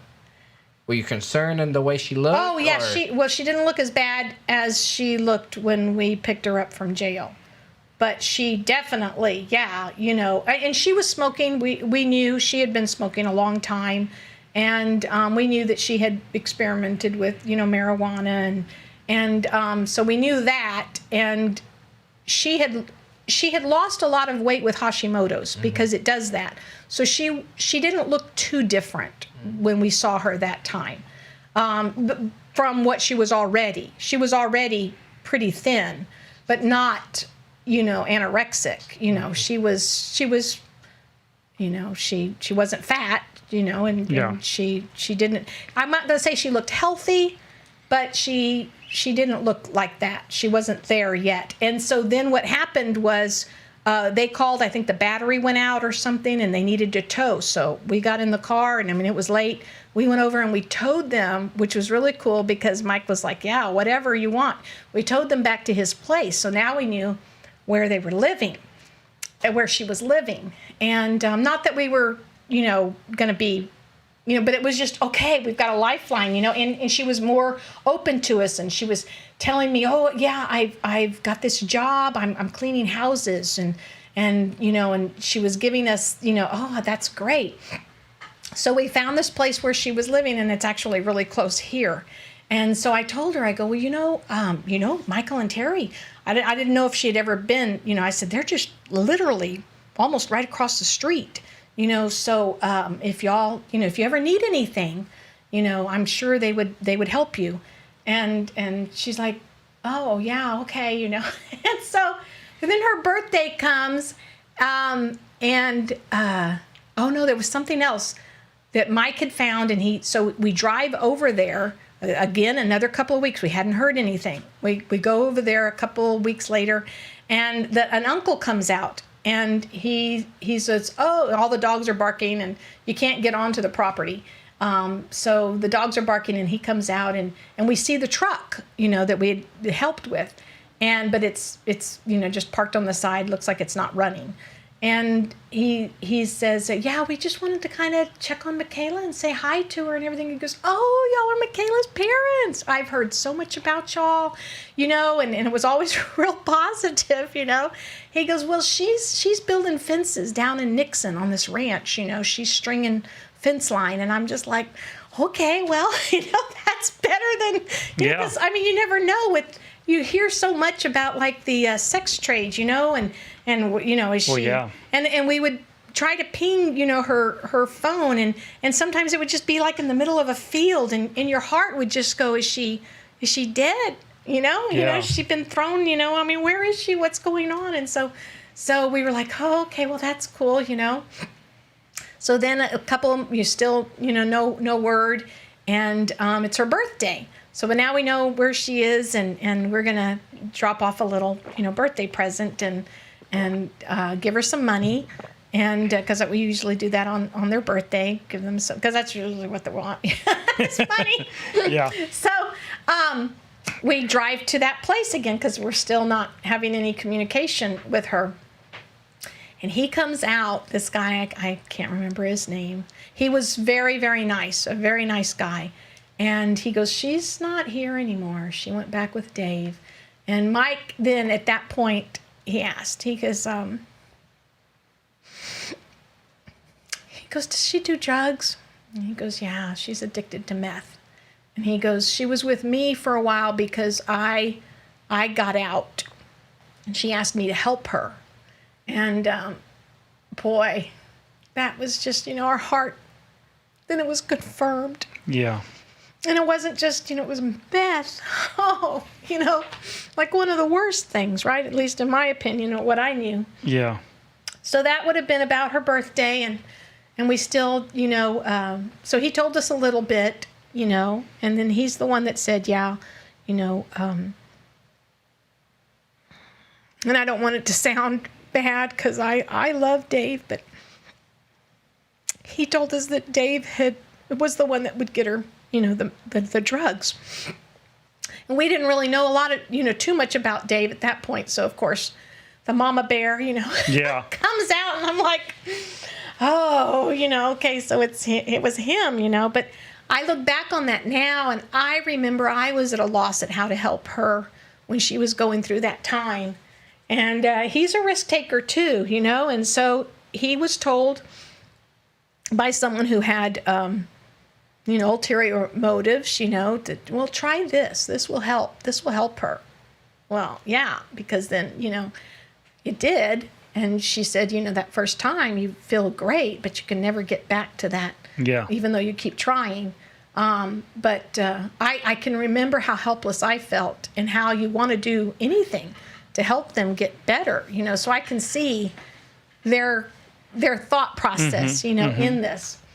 Kind of like, people who, will go and get, marijuana to help them. If it will help them, they'll, risk the illegal stuff. But anyway, so that was her birthday in June, and that's when it hit. We knew it was confirmed. Yeah. And I started having heart palpitations every night. I couldn't go to sleep. I would cry myself to sleep most of the time. I'd try to wait until Mike would go to sleep. And then I'd just go to God and say, oh, God, what can I do? How can I help her? And then, of course, you always hear the doom and the gloom that once people are, addicted to meth, they don't get off. The chances, most of them never do. Mm-hmm. So you hear all of this, and your heart just gets heavier and heavier. And then July comes along, still haven't, no contact again. And it's my birthday, and we're in the middle of the mission conference. And my birthday was on a Thursday. And with the mission conference finishes, and Mike goes, so you want to go out for ice cream, And I go, no, I want to put eyes on my daughter. That's what I want for my birthday. Let's go see if we can find her. And we had done this a lot. We would put that app on our phone, mm-hmm. and then we would follow where it was and see if we could see her car, Dave's car, whoever's, see if we could figure where she was. I mean, we were all over the town because she was all over the town. These little pings were. We never found her. But I had been watching, and there was this one place that it was always, there. It was there more frequent. And so that night, he gets his binoculars. So this is when the real Jack Reacher started. Yeah, that's why they listen to Jack Reacher. And we went to this place where it was. Of course, you get this big circle. You have no clue, right? And you can like blot me out if I look really bad. Just put one of those face things. And there's this gas station and this motel and this truck joint thing, and we don't know. There's this whole circle. So we're looking around, and then we see Dave's car, but it's parked, up by the highway in front of this gas station, and it's loaded, with all their stuff. They're basically living out of their car. And so we're I go in, stealthily into the Chevron, see if I can see them. Mike goes into the chicken place, and they weren't anywhere around. So then we find this place where we can I said, I won't approach her. I just want to make sure she's okay. I just want to make sure she's still alive. I just got to lay eyes on her, And so we drove around, and then we found this one spot where we could park, and then there was this Mexican restaurant, and Mike goes, well, let's go in there, Oh, because then we finally figured they must be in this hotel area thing. And the restaurant was next door to this hotel, and you can call it a hotel, but we went in, and definitely, I think there's something going on between the people in this restaurant and this hotel, We were not welcome in that restaurant. And we, of course, we're like getting coffee and, chips and, queso or whatever and everything. And they're eyeing us because we're also, we're eyeing, we wanted this one booth where I could see half of the the doors, and he could see half of the doors, so we could see if anybody. So y'all came just in. look like a bunch of cops. Yeah. They thought they were getting about to be on a sting. You start talking into your sleeve. She's like, yeah. And then they got their binoculars. So yeah, well, they were very uncomfortable with us being there, but we noted, and anyways, so we had been there a while. We still hadn't seen anything, so we finally get back in the car and we park in this one spot where we don't think we'll be seen. But it's really funny because the Avalanche, the one that we had at that time, if you have the motor going, it has those running lights. So if anybody was looking, they're probably like, who are those people? They've been there like forever, and they've got the binoculars. And they're on this hotel looking. Seriously, I had a pair.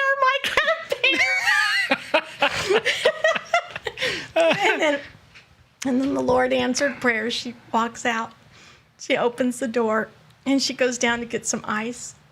And then she does not look good. She is so skinny, but I saw her, and I knew she was alive, and it was like, okay, and she has this little dog, and she's talking to some people, and I'm like, okay, thank you, Lord, she's alive.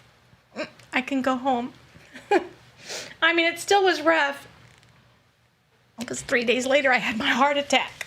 I mean, I still wasn't sleeping, and I still had so much heart pains, palpitations and everything.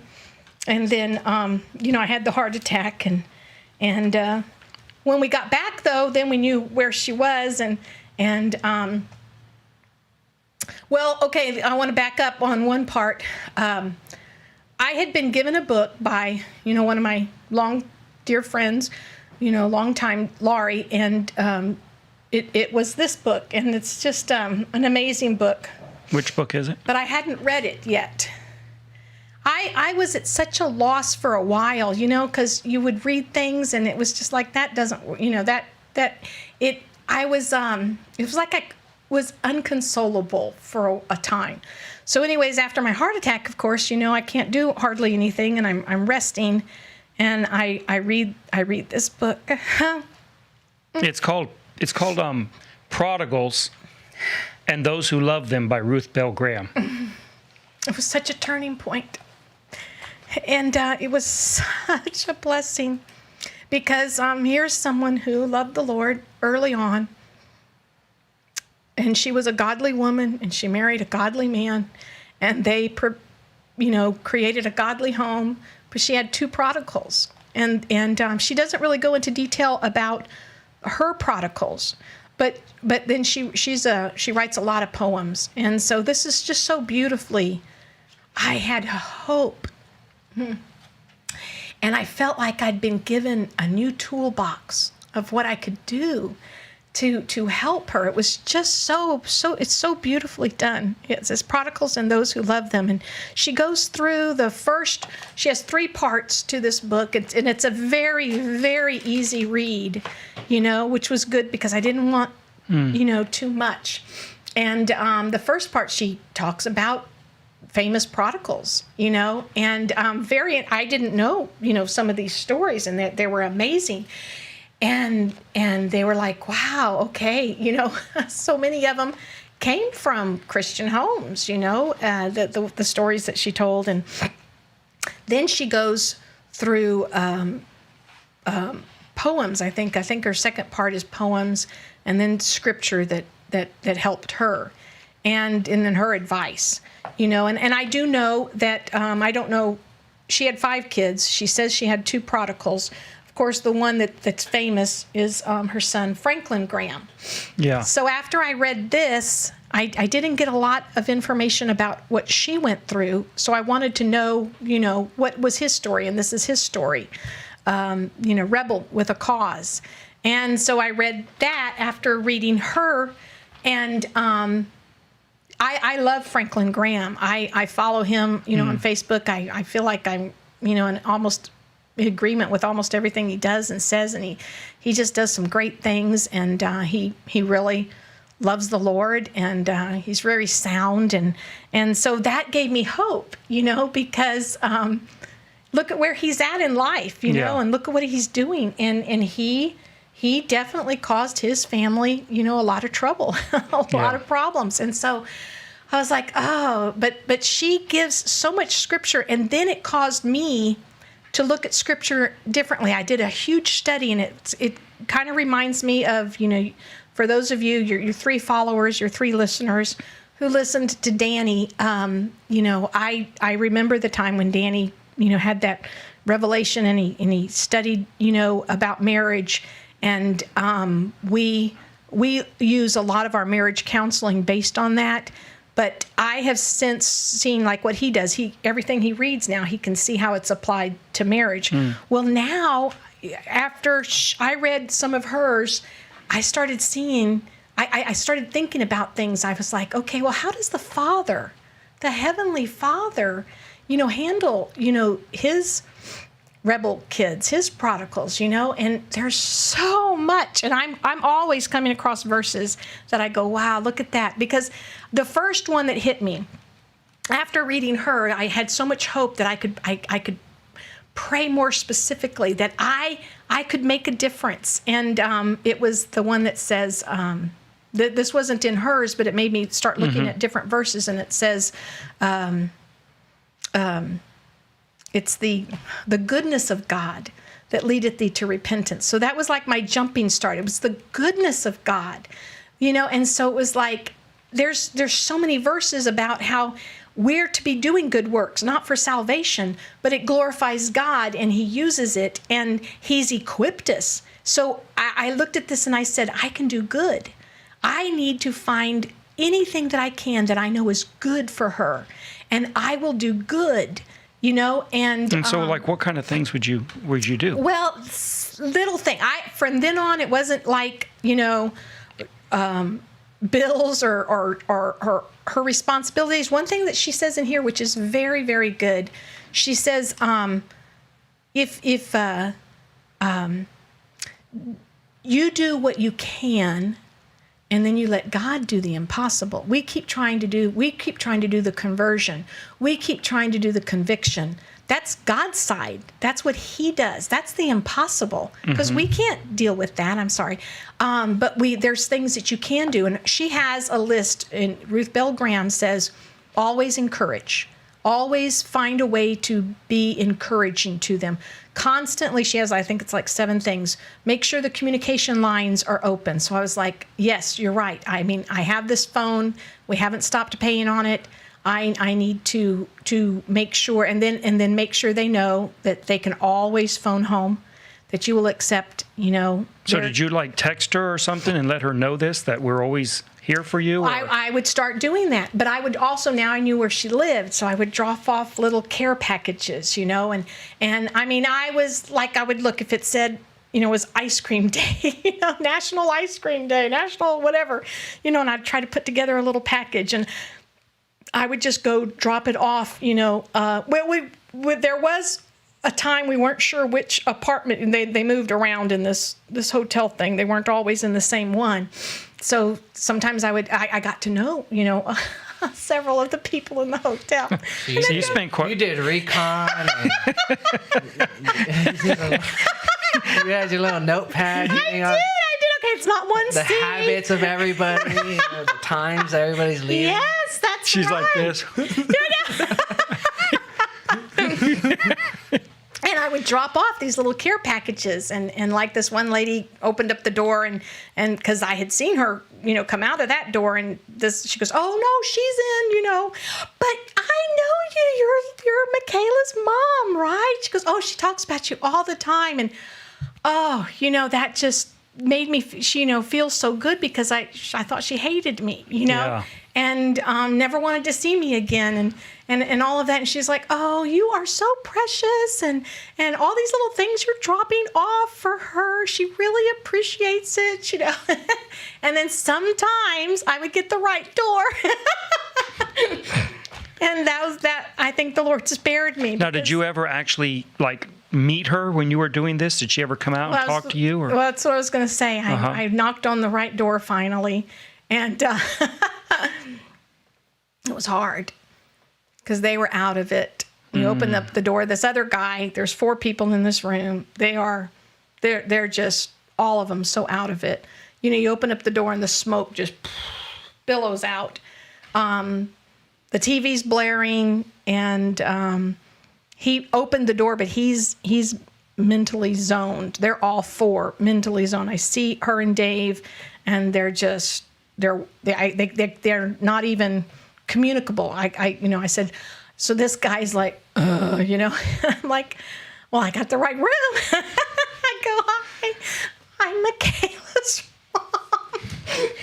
So, would you make sure she gets this when she wakes up? And he's like, okay, and so, but it just, so I was just always, and I would say, like how often? For sure once a week, sometimes 2 or 3 times a week if I found something like that I knew she needed, or she loves elephants, like all of a sudden I found this elephant t-shirt and I was like, oh, she'll love this, and I'd put that in there, and I'd put candy and Would you put any messages or notes or stuff? And what kind of things would you say in your notes? There would always be a card, and it would say, we love you, we miss you, we're always here for you. The light's always on. You can call us anytime, anywhere. That's what I was trying to do. But no, like judgment or recrimination. Exactly. And that's what she would. That's what I haven't read the book. Oh, so. It was such a turning point. Like some of the stories, like, oh my goodness, there's this one, and it was an elder's daughter in the Highlands of Scotland, and I'm Scottish, but it was so cute. I was like, oh my goodness, I just cried and cried. And she left, and she left a note, and we don't know what she did, but she said, I'm sorry, Dad, I have to leave, I can never come back, and because of what she had done. And he was a pretty strict, elder in the church, and when the kids were, there was a lot of disciplinary stuff in that church.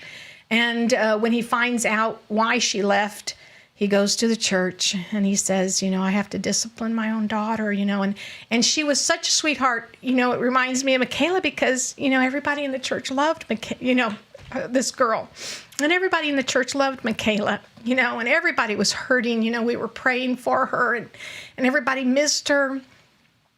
And the church was like, no, brother, she'll come back. And he's like, no, she'll never come back. And I need to take the same stand, with her. And he even blotted her name out of the family Bible, and I know.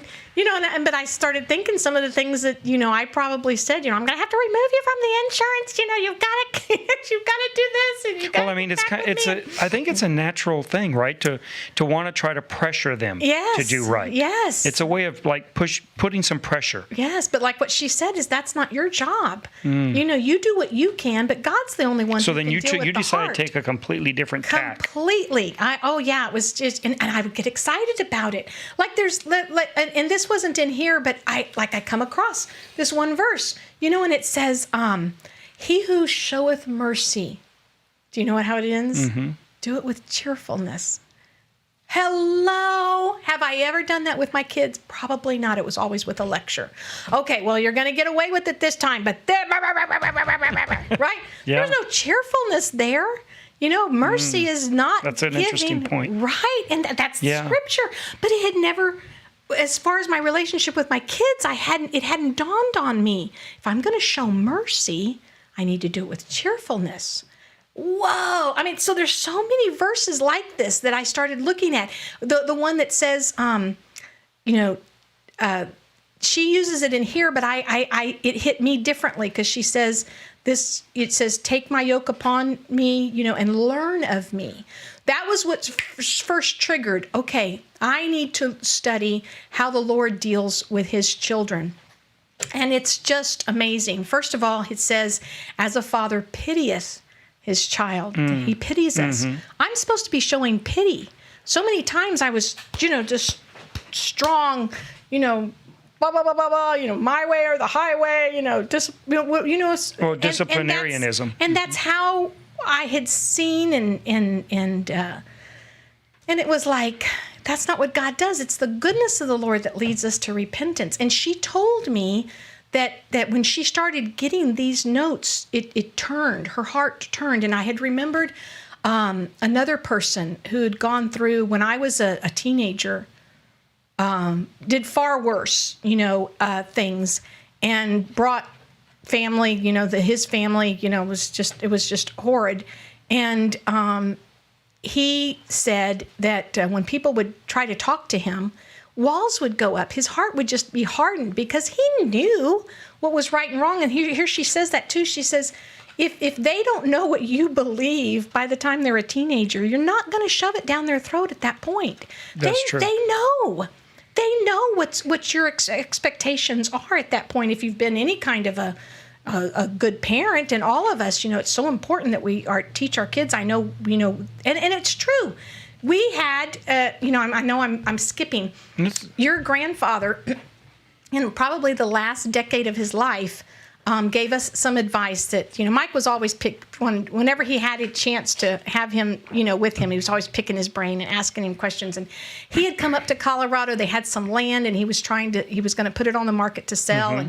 And so it was during that visit, Mike's picking his brain, and I'm thinking, I don't remember how old, our kids were. Wesley wasn't born at that time, but he asked him, he said, okay, you ran an orphanage. You had 10 kids, I want to know your advice on raising children. And it was very interesting because he said, if I could do it all over again, I would have as minimal number of rules that I could.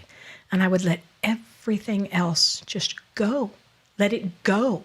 Do not call attention to it. Just have, he said, think about the Lord. He had, in the Old Testament, it was basically these 10 commandments. And even in the New Testament, he says it all really much falls on 2. He goes, I'd only have 2 or 3. I'd really try to distill it down. What is the most important thing that I'm really going to be, hard on? And I'm going to let everything else go. He goes, I didn't do it that way. He goes, but I wish I would have. That would be my advice. So we did do that. We didn't go, I think he said maybe at the most 5. So me and Mike, we talked about that, but we went with 10. Oh, of course. Thou shalt, and they all started that way. We did. I was just guessing. Well, actually, we did it. Lord and Lady Pemberton's, 10 rules of, and we kind of made it funny.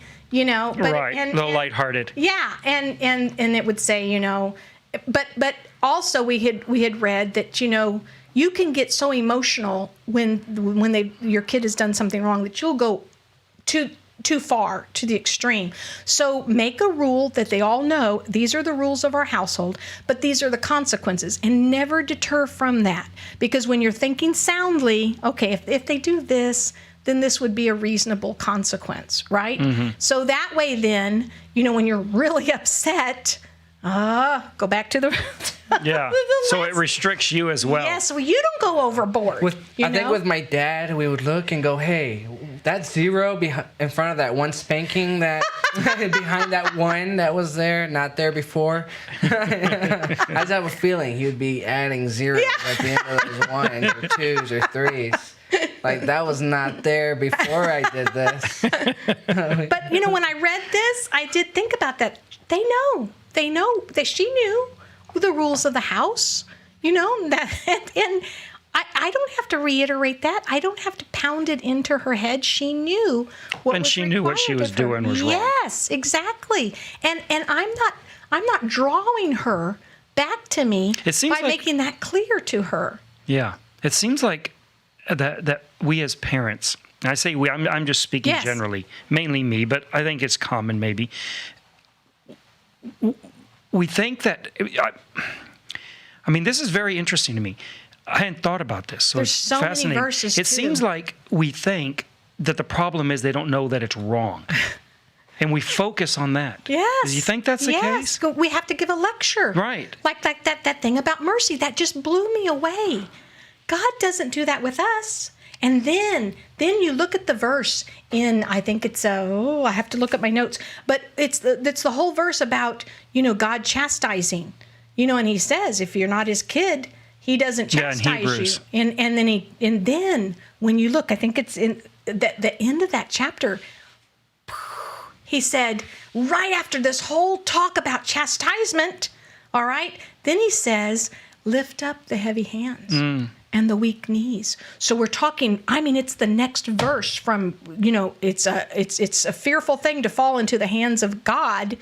And then he talks about his chastisement, how he only chastises his kids. And then what he tells us, you, Lynda, you're supposed to, if she's being chastised by the Lord, I don't need to be his rod.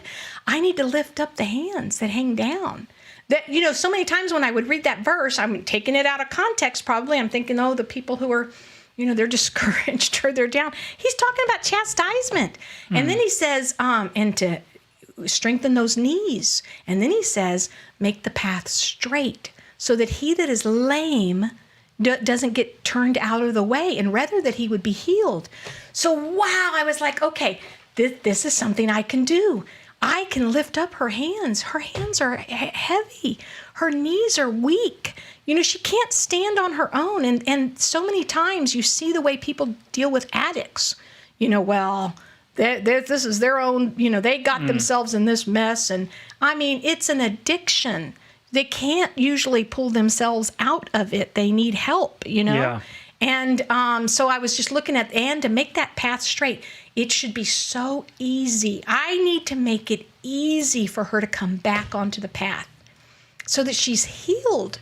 She can't walk right now in the way. And that's what it says. Right. It says, and so there's just so many verses like this. I mean, literally, I've got this whole notebook of verses I have found that you go, and he calls himself, he says, the God of love, the God of hope, the God of peace, the Father of mercies. Yeah.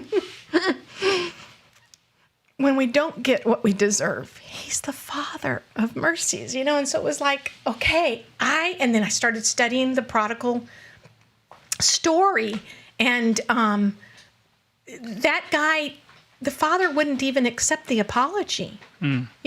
He doesn't have to hear the apology. So many times we want something to be done before we act, right? They've got to do this, and then we'll do this. I see that with parents and kids and a lot of prodigals and everything.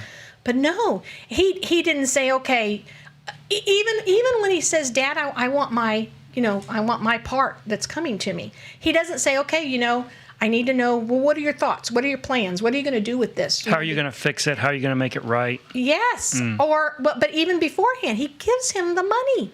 The guy's an adult. He gives him the money. I would have said, this is for you to build maybe this is your college fund. I would have said over my dead body, yeah, literally. This is your inheritance. Yeah. You'll get it when I die. Exactly. But he doesn't. He says, okay, here's your money. He doesn't put all these qualifiers on him. Well, you can only use it this way. It's a trust fund. Yeah. I just started thinking about how he deals with him. He deals with him as an adult. And I think that's where we get really hard as parents, because we have been the parent. And then now when they're an adult, they want to be an adult. They want to be respected as an adult. And they're going to make some stupid decisions, or decisions that we wouldn't make. And, the dad gives it to him.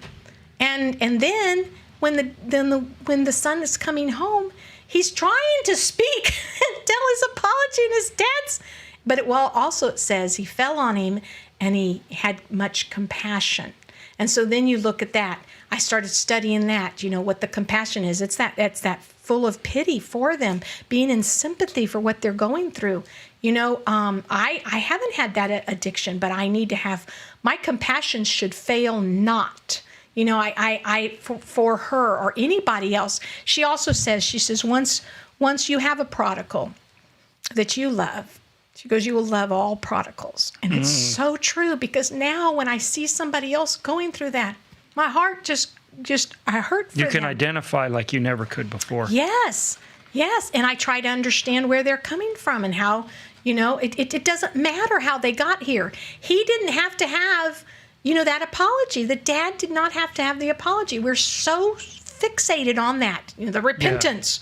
The repentance has to come, he couldn't even get the words out. The dad's going, oh, and get the best robe, you know? Yeah. Whereas we're like, okay, now you're going to be, you know, in the servants' quarters and, you know, They totally disregarded that. You're home. Oh, and the one thing I didn't finish, and I don't know if have we lost like lots of viewers? No, there are no viewers. I keep telling everybody this. There are no viewers. These are fake, remember? I'm not even sure anything's on in here. Been working. But the lady... You talk to me because this is fascinating. Well, the young girl that was the elder's daughter in the Scottish Highlands, she goes to London and she had written that note. And the church... you know, was rallied behind him, and they started praying, and they said, we love her, we miss her, and it's going to be okay. We're going to pray for her. And he was just distraught, you know, and I feel like me. I mean, he was just, you know, so broken. And she's in London, and things are not going, you know, well for her. And she's so homesick, but she knows she can never go back. And she said she found this, she was coming home from work and she found this like little area, like alcove, you know, it was cold and rainy and she just was just so discouraged. And she kind of went into this little part of the road or whatever. And she hears singing. This is just so cool because I've seen this sort of thing, these handfuls of purpose from the Lord when I turned my attitude on how I could pray. And another thing, it says, having compassion, making a difference. That's the difference. You know, I need to have compassion. That's how I make a difference. You know, with some, having compassion, making a difference. But she hears the singing, and, you know, she was raised in church, and it's songs that she knows, and she goes, oh, you know, and so she comes out to the very end of the, you know, and it's a church service going on, so she kind of sneaks in and sits in the back, and the pastor that night, his message was the prodigal. Wow. But his message is, and this is just so cool, his message that night was, prodigals are just away from home. They're not at home anymore, but they're greatly missed. If you're a prodigal, you are greatly missed. Because she didn't think she could go back. And she said, oh, Lord, I wish that was the case for me. She goes back to her flat, and there's a letter. And that's what it says. We miss you. You are greatly loved, and you're missed. And you know, her dad had left the light on. And I don't know whether that's where they get that from. You know, I'll leave the light on. But he had, in his little cottage at the end of the way, he would every night leave the light on. And so she decides and the letter wasn't from him. It was from a lady in the church just saying, your dad misses you so bad and you are so loved. And, you know, he's waiting for you, that, you know, that sort of thing. But she had reached out and the daughter had thought, I'll never, you know, my dad will never accept me back because of what I've done. And because he, you know, was such a strong disciplinarian. And she got that letter and right away, she just took off for the trains to go home. And everywhere she met, everybody on the train home were like, oh, so-and-so, you know, here, you know, we've missed you. I mean, there'd be people on the train that she knew. And they would like, you know, buy her a, you know, something to drink, you know, or she didn't have any, because she didn't have anything. And they would tell her, you know, good news but they would welcome her. There was no recrimination. Yes, just open arms and so much love. She just felt so much love that whole train trip home. And then she's still scared because she's not sure because the letter wasn't from her dad. And then she says she crests over the hill and she sees the light. And then she knew I could come home. The light's on. It makes a statement, you know, and then he tells her he can't forgive himself for blotting her name out of the Bible. He can't forgive himself. So she rewrites it, and she rewrites the Bible, and she says her name and left home such and such a date, restored home on such and such a date. And it was just so beautiful, you know, because I started thinking, oh, that's so true. I know I haven't done everything right. But the other thing it said in here was Yeah, even the failings of parents, even when they try their best and they do wrong, that's also included in all things. God can that work together. Works together. You're part of that. All things includes Lynda messing up, Lynda losing her temper, Lynda going overboard, Lynda asking for an apology. It was just like, let it go. God can still work. You're part of the all things. And I was like, oh yes, that's so right. I need to remember I'm part of the all things. God can still work. So yes, we're just constantly then, our whole attitude, what our prayers at night would be. Like she talks about Jacob, she, in one of her poems, Ruth Bell Graham, her prayer for Franklin was, oh God, let him wrestle with you till he gets that blessing. But I looked at it and said, Lord, I want to learn how to wrestle with you till you bless me.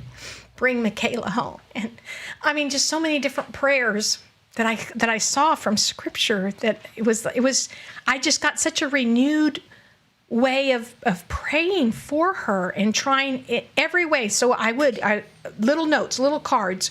We're here for you. The light is on, always on. You can. Did call you leave us. the light on?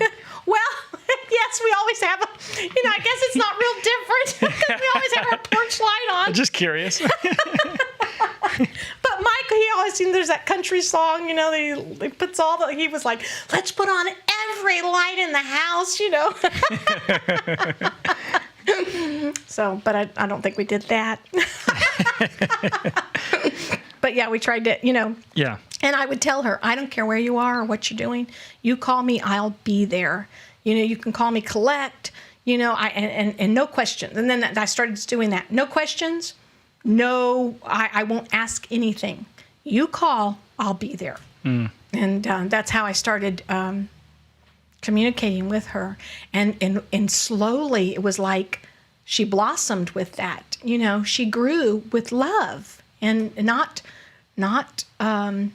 what you're doing is wrong, and not so much that, but I was worried for her going down that path. Of course. So you're trying to warn them. It really changes, I think. I don't know for everybody, but I think for many people it really changes when it's your child then. I've always been harsh. It's probably inherent in my character to be that way. Right. And as a street preacher and evangelist in Mexico, the idea of tough love and kick people in the seat of the pants and lift yourself up. You made the decision. Yes. You made your bed, sleep in it, that type of an attitude. Definitely. And, and I think there's a place for some of that. I think some people respond. I know I do. I respond well to that type of an approach of you can do this. You're responsible. I don't know. I think it works for people. I know people that have gotten out of terrible situations because somebody quit, babying them, and was rough on them. So it worked. But as soon as it was my child, it changed completely how I looked at that. It does. Yeah, that whole thing anymore, that's like completely flipped in my mind. And it's like, well, if anybody, if I have a child who is not living right, and I'm praying that he will come into contact with somebody, it's not that. That is not what I'm hoping he'll come into contact with. We were the same way. We were the same way. Our prayers were not that. And then it was like, okay, we have to sit back. Oh, I don't know if I finished that story. This person that had been doing, he had said he knew what was right and wrong, and anybody that was telling him, it was just like water, on a duck's back. It wasn't penetrating. The first time that his heart started to change was when a pastor came that had been sent by his family, but he didn't like lecture him or anything. He said, hey. He said, I just want to let you know I'm praying for you, and I'm here for you when you're ready to talk. All right? And I love you. And left. I mean, that was it. And he said his heart melted because there was compassion. There was love. And then it was like other things could start seeping in, like St. Augustine, he's one of the prodigals that she talks about, and John Newton, that's an interesting story. His mother said he needed to be a preacher from the time he was little because he just absorbed so much. He was reading very incredibly well at 4 years old, and she was teaching him as many verses as she could in hymns and poetry, and she had him reading Latin by 6. And she was trying to direct him to be a pastor, and she dies at 7. But it's years and years and years later, all those verses and all those things that she had taught him. So that was encouraging, because it was like, he didn't even have her, but in such an early age, he gets indoctrinated, and that's what comes back. And Augustine was the same. He had lived in a really, very religious home, and it was pretty much at the end of the Roman Empire when it's at its worst, the most corrupt and vile and wicked, and he was living in a fairly small home, and then he gets sent to, they move to like a den, and he just goes fully into debauchery. It's just horrible. But his mother is praying for him all the time. And it's years later again, after, lots of horrible stuff, that he remembers some of the verses, and one of them clicks, and he realizes, then it all like sits in, and he converts, and gets saved, and his mother says, okay, I'm at peace now. And she dies 9 days after his conversion. Because she'd been praying all that time, but it was all of a sudden that verse, like what Mikayla said last week, the things that you hear when you're a kid, then all of a sudden they become, it's planting those seeds. And we think, why haven't they bloomed, Yeah. But they're there. His word doesn't return void. And I don't know, that was just encouraging. But yeah, we totally changed our tactics on how we dealt with her, and just told her, when you're ready, we're here, and so then, yes, when she called, I don't answer my phone if I don't know who it is, because, you just get all these calls, and it's so stupid the way they do that phone thing.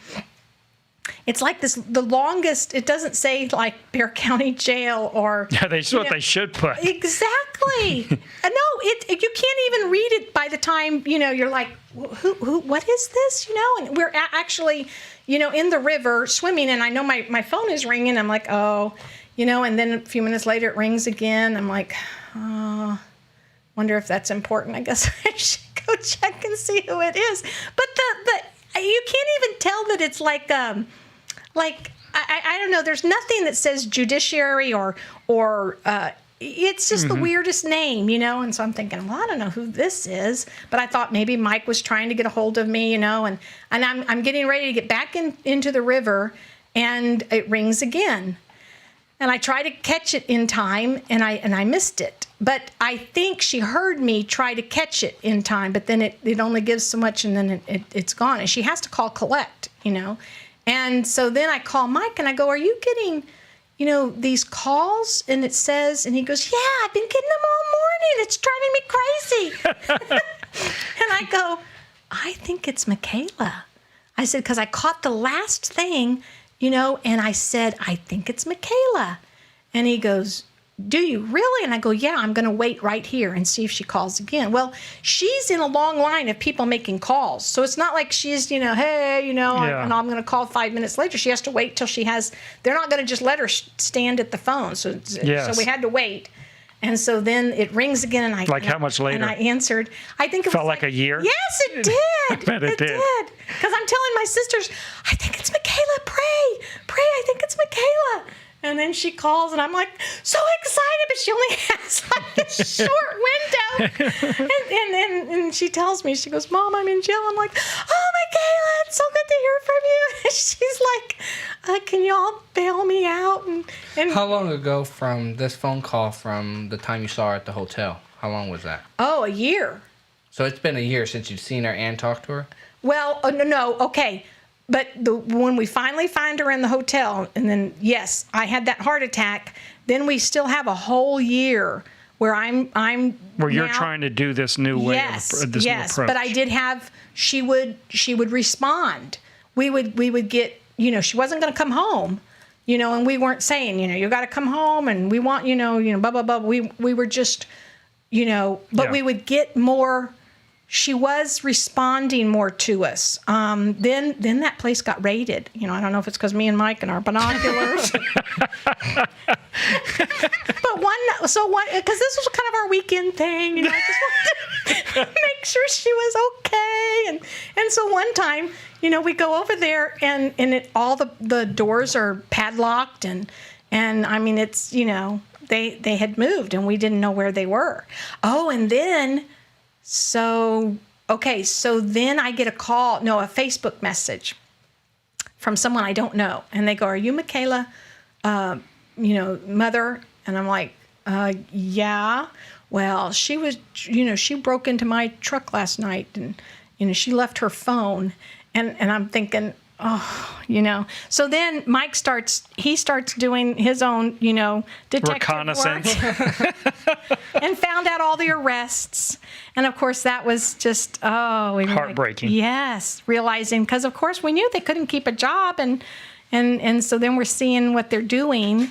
And, but I told the lady, I go, look, and she had told me, cause then we weren't, I couldn't get a hold of her. And then she sent me a text and she said, "Mom, this is Dave's phone. My phone, I lost my phone." And I'm like, okay, thank you. I thought that was really cool that, she let me know how to get a hold of her. So, but we didn't try to abuse it. We just wanted her to know we're here, and just anything that we could do, we wanted to help her with. And we would do like, I'm just trying to think of little things that we would find out about. We'd go, okay, well, we'll do that for you, or like the holidays or someone's birthday, like, Wesley's birthday or Dad's, we always did things as a family, and she did come occasionally, she one of Mike's cousins came down. And this would have been in September after and that's when I cleaned out her room because they were going to stay with us. And I'm thinking, okay, I kept that. And then, so that made me feel really bad when she said that her room was clean. But I did contact her and I go, honey, we're having company. They're going to be here for a while. We're going to go ahead and make that room, where they can stay because at that time, the other rooms were all occupied And I said, so I'm going to pack up your stuff. Do you want it? Do you want me to bring it by? But of course they didn't have a place. Everything was in there that they owned was in the Durango. And I said, so I'm going to pack it up. Let me know if there's something, I can do,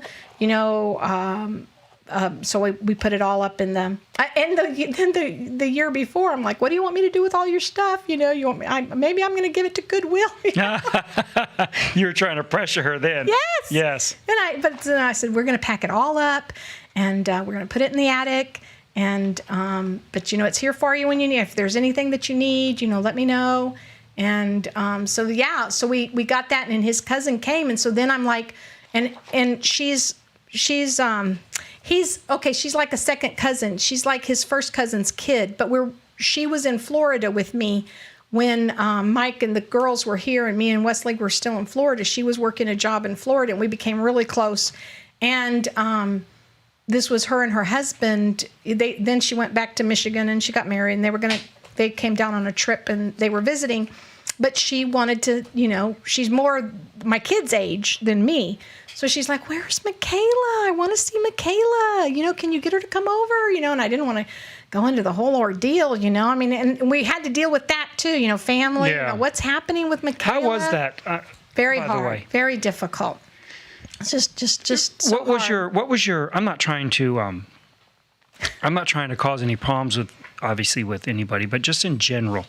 What was the... Is it hot in here? Are you hot? We have the AC turned way down. Okay. I found the hot button. Well, it's hard because you don't want to tell them...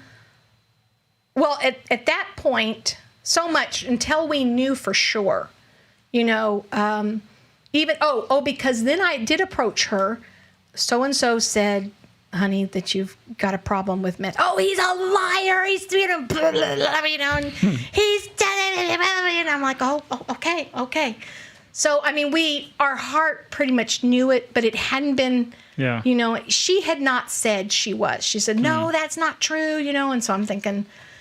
But once it comes out, I mean, what's the response you guys are getting from not just family, but just in general? Because you have church and you have people in the church. I mean, people we have a supportive and understanding for the most part, or not? Well, yeah, our church family. I mean, we were so small, and she was so active. So you guys didn't get like condemnation or? No, we did. Well, as soon as if someone realizes it's a drug addiction, it is like so much worse than if they're just living with what I'm saying. So many even alcoholism. I mean, or gambling. There's a stigma. There's definitely a real stigma to it. It's so much worse. Whereas to me, an addiction is I look at it now differently. Right. But they're like, how can those people do that? And how can they? Not. Well, they can't. They can't. It's this. It's this cycle that they fall into, and then they try. Because she tried, and Dave tried, and then they both tried, and they couldn't do it. Now, some people, I guess, can, but they're the few. I mean, well, see, that was what was so interesting to me when I was talking to Mikayla, that I didn't know that, and she said that they would dream and talk.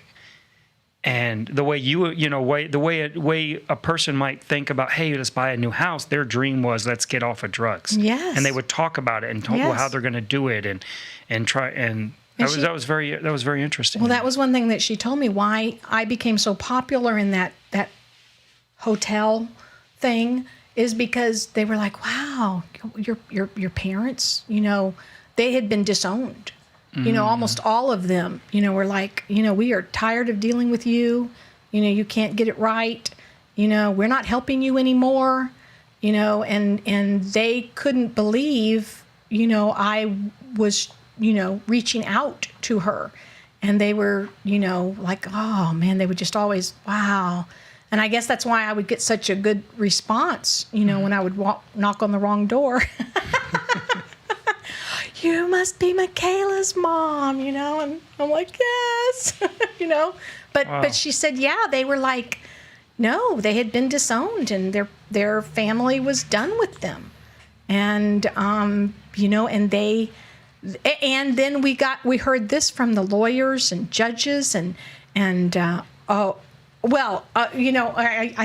have made this joke a lot. I don't know if I've made it with y'all, but me and Mike were laughing because we never dreamed in our wildest thoughts that we would be good friends with bail bondsmen.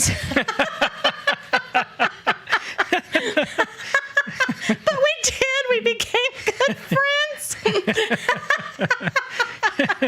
So, you don't sit there and do your vows. And when you have to bail your kid out of jail, you'll stick with each other. Not argue. How did this affect you and Mike's relationship?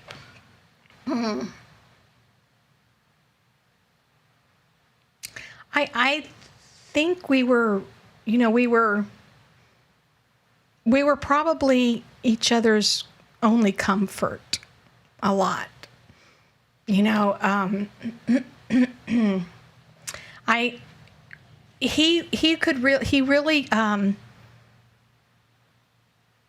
always has this, I think we were good sounding boards for each other, and we were a good balance.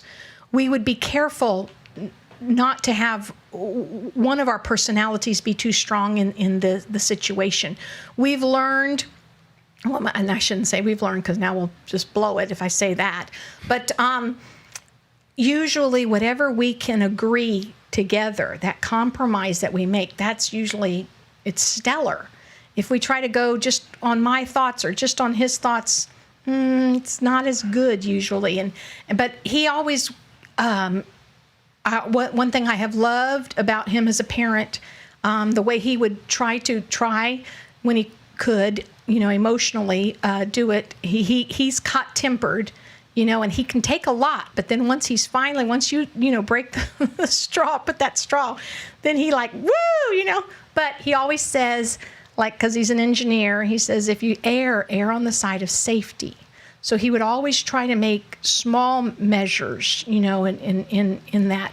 And so we would bounce things back, and I really appreciate, because I'm the one who like would read these things and I would say, the phone, I would say, you know what, I don't think we should stop paying on the phone.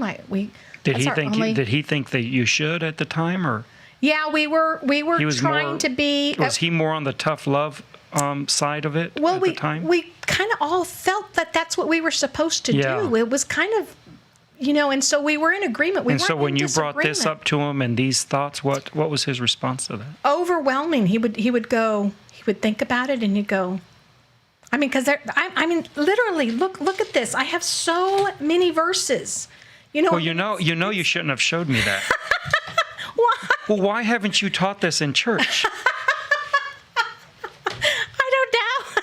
But he would go, well, I'm going to nominate you now to be for the, you're going to have to do Sunday school now. I'm serious. You're going to have and teach well, this. it's if I can be, he says, that this is one reason why I did come on. It says, wherewith you've been comforted. Yeah. When in your tribulation, we are to comfort others if they're in any kind of trouble. Yeah. Wow. Yeah. And so I hope, that this provides a comfort, because it gave me such a hope. I felt like I had new tools and I could make a difference, and there was a chance, yeah. So no, he actually, I think we're very, he really respects me and he listens a lot to what I have to say. And he didn't want to bail Dave out, and nobody, that was just I would assume nobody would have wanted you to do that. No. That was the shocker. Everybody was just like, are you insane? Even our friends, the Bell's bondsmans, they were like, no, you should not bail him out. And I'm the one that said, Mike, he deserves a chance too. He has stood with her, when she was, in her crazy cycle, when she was going through all of that, he was there, and he was trying to help her. I know that sounds, I just remember us trying, and we couldn't help her. And, he just is, I don't know. He doesn't have anybody else. And then I'm the one who told him, I said, if we can't help him, she's going to go right back into this. I just know it. We can get her out. And then. But she wasn't going to leave him. No, that was very clear to me. But then the clincher, and so he goes, well, I'm gonna pray about it. We left him in for 30 days. She wanted us to bail him out initially, and I was like, well, he's got a family, and he's got friends. Where are those friends? On that ranch, and and all of that. And plus we were, it was a lot of money. Yeah. 8 felonies, and that was her, and he had, his whole set too. So, but then when she said, Dad, now he got transferred, and all these guys, I guess the ringleader, this drug person, was going to bail them out. And she goes, if he bails them out, he will own him. Mm-hmm. And so, then immediately, Mike's like, yeah, you're right. We gotta bail him out, and and that everybody, that they were just everybody. There was not one person who said, wow, that's a brilliant idea. Y'all are so smart.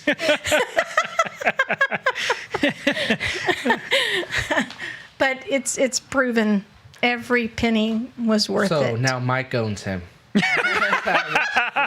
Mike says, "Hey, I like that idea." The smartest thing you've ever said. That's probably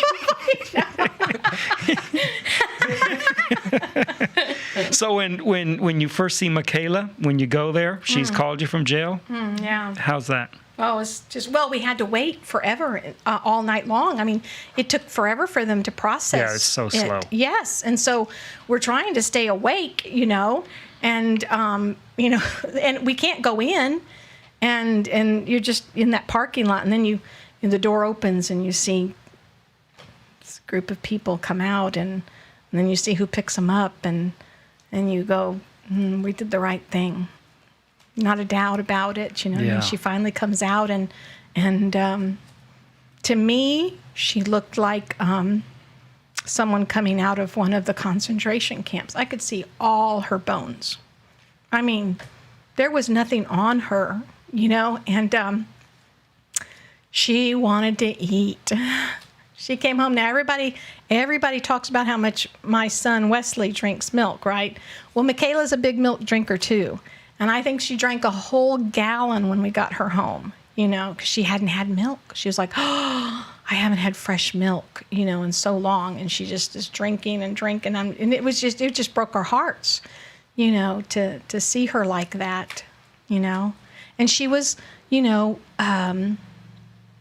kind of scared in a way, not sure, how we were going to. Yeah, she's apprehensive of how much when this the lecture was coming, yes, or when the condemnation, right, or what the reprisals. But they were at a point, and he was so sweet. Dave was like, "Oh, I'm so glad you called your parents, Mikayla," because before they would bail each other out. They hadn't both been at the same time, and that's why she was saying if he bails him out, this other guy, he'll own him. We've always taken care of each other, so we haven't been owned by these people. But if he bails them out, that. And so, anyways, but he never had this attitude, So we knew, Dave was basically a good guy, and he really is. And because he would go, it wasn't like, well, man, what are you going to do for me? Mikayla, I can't believe I'm in here. It was nothing like that. He goes, I'm going to be okay, Mikayla. I'm so glad you called your folks. Don't you worry about me. You get out, Mikayla. Don't worry about me. And, just thought that meant a lot to me. Yeah. He was worried about her. He wasn't worried about himself. He goes, I'll be okay. I'll don't you worry about me. I'm so glad you called your folks. I'm so glad you're out. Stay out.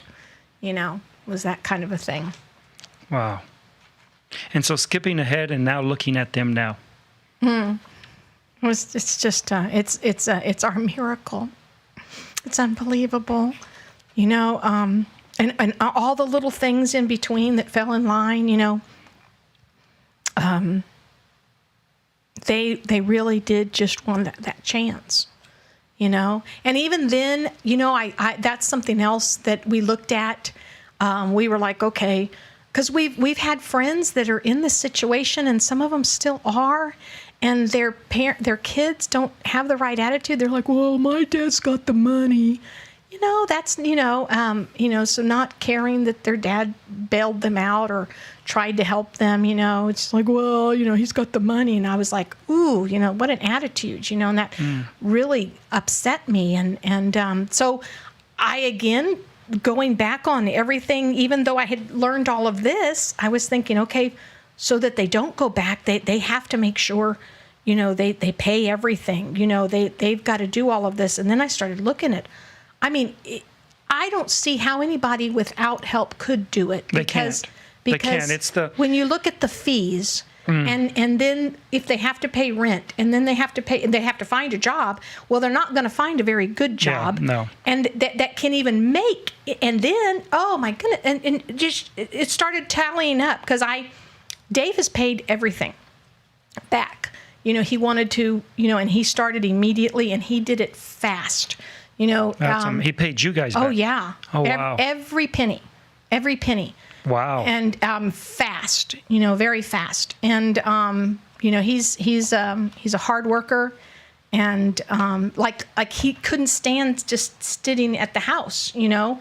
And so while he's trying to find a job, so I'd say he's a mechanic. So I'd say, okay, Mike says that, you know, the brakes need to be changed, you know. And he goes, oh, I mean, he'd get so excited if I found something for him to do.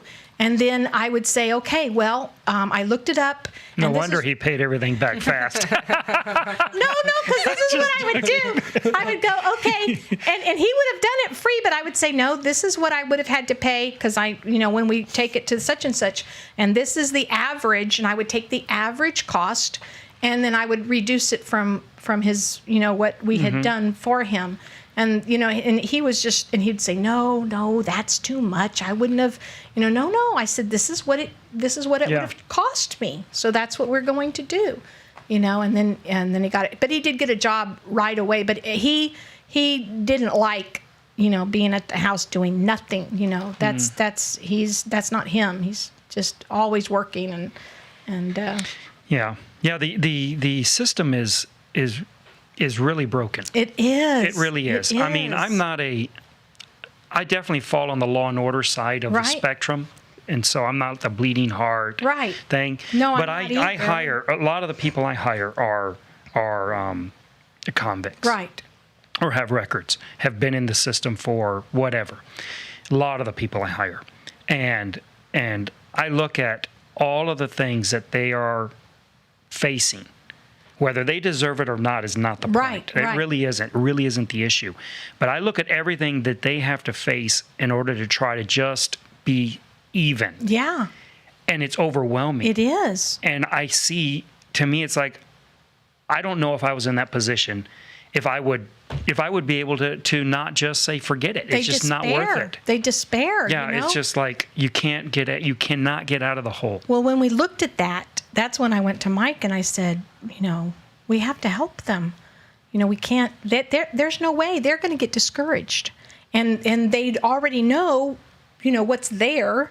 I don't know how anybody does. You know, I know there's people who do, but I don't see how anybody can, you know. And so then I'll hear these comments, you know, I don't know why they do this, you know. Well, it's a cycle that they're in, and it's a slippery slope, and trying to pull yourself out of it on your own and stay above the water, because everything, even the fees that they have to pay when they're on probation, it gets you know, and it's restitution, and I believe in restitution. You know, they have to pay everything back of that they stolen. They put a dollar amount to that, and you know, I mean, it, you know, in the Old Testament, if you stole a sheep, you had to repay 7 times, you know. But it was like, no, yeah, I understand. It's an impossible situation. I mean, I don't like to hear when we'll say the bleeding heart side of the issue, you know, or like they shouldn't have any of that. I don't know that that's a solution. But then I look at what I deal with, and all of these things you're talking about, and the restitutions and the fees and the drug tests and what they charge for every drug test they have to go. Oh my goodness! You look at that and you're like, well, maybe that's all right. Maybe that's the right thing, but I just know people. Right. And I know the people that I deal with, and it's just like, you know what, forget it. Right. This isn't worth it. I can't do this. Can't do it. And then live on nothing? And I don't know the answer. I don't know the solution. I know. It's not, you know, this whole thing of, well, let's just get rid of that system. I'm not sure that's an answer either. I don't know. Right. It's a intractable problem. It really is in many ways. And go ahead. No, I was just completely different about what you're saying on her deferment. How did that go? Oh, that was just amazing. It was just so wonderful. Well, first of all, you know, I said, I'll hire you. He got a court-appointed lawyer. And I look back on it now, and I wish we had paid for his lawyer too, but we only had, you know, we were already. Yeah, you were operating within your limits. Within our means. And you know, he was like, no, I'll, you know, do that. But we interviewed, you know, several lawyers, and I let her pick and who she was comfortable with. But we prayed, you know, we were praying all along, you know, Lord, you know, and I believe we got the right one. And, you know, she said, you know, we're going to go for deferment. And we were like, really? Oh, wow, that's just amazing, that she's going to go. And yeah, it took almost a whole year of, going at least once a month to court, and then they would, they would say, okay, they didn't have something in the file, or the detective needed to do this, and then that would get delayed, and we need, this, or we're going to ask for this, and, it was just every month you're in there, you have to be there at a certain time, and there's long lines, and you get in, and you wait, and you sit there, and then they'll say, okay, we're going to push this back to such and such a date, and okay, then we would go, and yes, but she said from the beginning that she was going to try for that. And so we prayed, and we like we said, we'd have the church. The church was so small and so full of love and compassion. It really was similar to, I thought, the story of the girl in the Highlands, the Scotlands. Of course, Mike wouldn't have been the harsh blotting her name out of the Bible and that sort of thing. He wasn't like that. That might have been more me. I don't know. Because I'm thinking, I need to do what's right. And I don't. I think on that part of that is because the world changed from the way it was at a time. And there was a time, I think, if you went back and look at it, you'll find that type of pressure that society could exert right before the time you're talking about and back worked. Yeah. It's like, if you do this, you're dead to everybody. Right. You're cast out. You're blotted out of everything. Right. It's like you never existed, and you lived with that fear, and that worked because there wasn't a lot of options. But as the world opened up, right, and people like her could move to London and get a job, right, it started to lose its power. Yeah. Right. And now we're in a time where I don't see that it works at all. Right. I don't see that these type of if you do that, you could be censured and you could never be allowed into this church when there's like 40,000 churches. Right. And it's like, well, I can just, if going to church matters to me, I'll just go to, and I'm not advocating this attitude. I'm just saying, it's like, well, I can go to any church. Mm-hmm. Any church will let me in. Mm-hmm. So this whole thing of, you'll be kicked out of the church. Right. And that's going to be a horrible thing. And I don't know that this has the effect that we think it does. I think the world has changed so dramatically in our lifetime, especially that I'm not sure that these mechanisms, right, for dealing with these type of attitudes or people in these situations have near the effect that they once had. And I think some of us Christians are kind of caught still in the mindset that these things are workable. Yeah. And I think we're in a situation where they're not anymore. Yeah, I would agree. It doesn't seem to, I don't see that effect. No, right? I don't. I don't. And I think it ends up, and I'm not necessarily trying right now to advocate for or against, how a church might discipline somebody. But I would say that I think that we tend to lack creativity in how we deal with people in these situations. As a church, I'm saying, not as parents, but as a church. And we tend to be more concerned with whether or not we are fulfilling the letter of the law, so to speak, on discipline, on what we think the Bible says the church should do, that we're not, it doesn't seem that we're that creative on thinking about how we can help help somebody like this better. I know. Well, again, verses that I've come across, I'm thinking, okay, yeah, we have to, and she even says that, you should always make sure that moral and immoral are very distinct, that they realize you're not condoning, that's important. That's very important, but that doesn't mean that you don't reach out. And I that made me think of that verse that says, if someone is overtaken in a fault, ye who are spiritual should restore a one. And so I think sometimes the line is drawn for this distinction. We want to make sure everybody knows we don't condone this, but then we fall short of, they're overtaken in a fault. Hello, that's addiction. right? And you have to do it with very meekness. Because, and I would argue that it's sin in general. Well, yes. I agree with you that we tend to, that we need to understand addiction, and that it's people in it, even if they chose to go knowing, like she says, I knew, I did it, but once you're in it, it's a different situation, right? It's not like every day they get up and make a free choice to continue. You're a captive. You're captive. But also, I would argue that all sin is actually this way as well. Yes. And that's not to say that there is no free choice. I believe in free will, and I believe in people make choices, and there should be responsibility for their choices. I agree right? too. I agree with that. I hope I'm not. No. That nobody that hears this thinks otherwise. No, of course not. I think you've been very clear, and so I agree with you on that. And at the same time, I agree with you that we have to look at and say that sin is also a master. The Bible says that you serve whoever, right? And so you'll be a slave. You're a slave to it, exactly. That whichever, I can't think of the verse right now, but Jesus says that whatever it is you, how does he say it? Whoever it is, obey.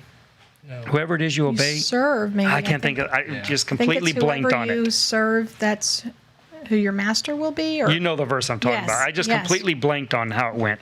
I'm sure somebody... Yes. That's how I am with lyrics. I can't remember lyrics for the life of me. I'm the same way. So, but anyways, this is that you become become enslaved to this choice you made, which is interesting. You make this free choice, which is why, Mikayla's testimony was impacting to me, because she's like, the moment I did it, I felt one side great, and then at that moment I'm enslaved to it. And it only took that one time. I know. And then it's like then you're constantly being kicked around by that, and berating yourself. Yeah, thinking, why can't I get out of this? Why am I so weak? Yes, I'm not strong, and then it's like that vicious cycle mentally and everything. You just keep going downhill. Yeah.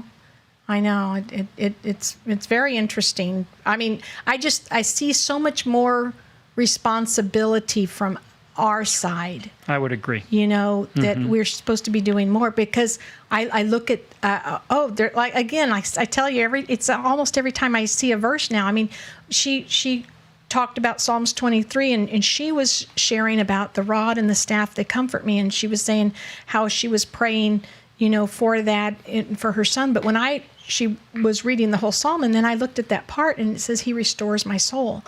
And so I've been looking at everything from the Father's point of view. Restoration, if you restore a piece of furniture, it can't do it itself. You restore a house. And I know to me, those were examples I could see, because I've done some of that. And then he does say you should restore that person. And then that other one where if you don't forgive him, he could be swallowed up in sorrow, And there's just there is more to our responsibility to these people who have fallen than I think we... than we acknowledge many times. Yeah. Our responsibility. Yes, I would agree with that. Our purpose. And I'm not, I know I think there are very good examples that even people we know. I think my grandfather was a tremendous example of the type of attitude. To me, he's one of the best examples I've ever come across of someone who could hold you knew where he stood.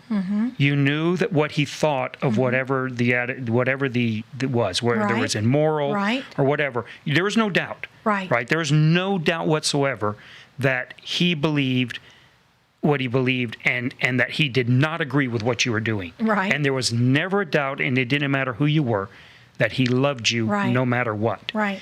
And he could do both. And you knew it was both. And so you knew, he loves me no matter what. He doesn't agree with anything I'm saying or doing. And you knew both things were true. And that he stood firmly on morality, on justice, righteousness, these things. There was no doubt that he stood firmly on that. And wouldn't countenance, at the same time, complete love for no matter what, no matter how much you chose to be there. I remember there was a restaurant or a taco stand, really a taco stand, but it was a little place. But anyways, there's this taco restaurant that we went to in the city where he lived when he was a missionary in Mexico. And we lived in that city too for a while, me and Terry. And we loved the tacos, great tacos.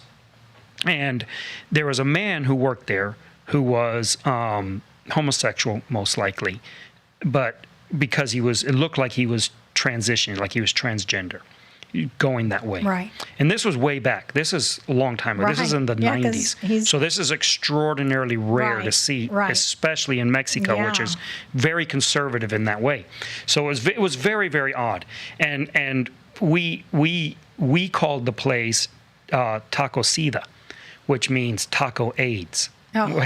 That's just what we called it. We gave names like that to all the taco stands. We had taco mugre, which is like taco scum or taco slime because it was just filthy. We loved it. We ate at these places, but that's just what we called. Every taco place had a name, and it was like this, and they were all that kind of a name. But that was a name, and he didn't like that. My grandfather, he was not. Wow. He didn't like that we did that, and amen. And he went over there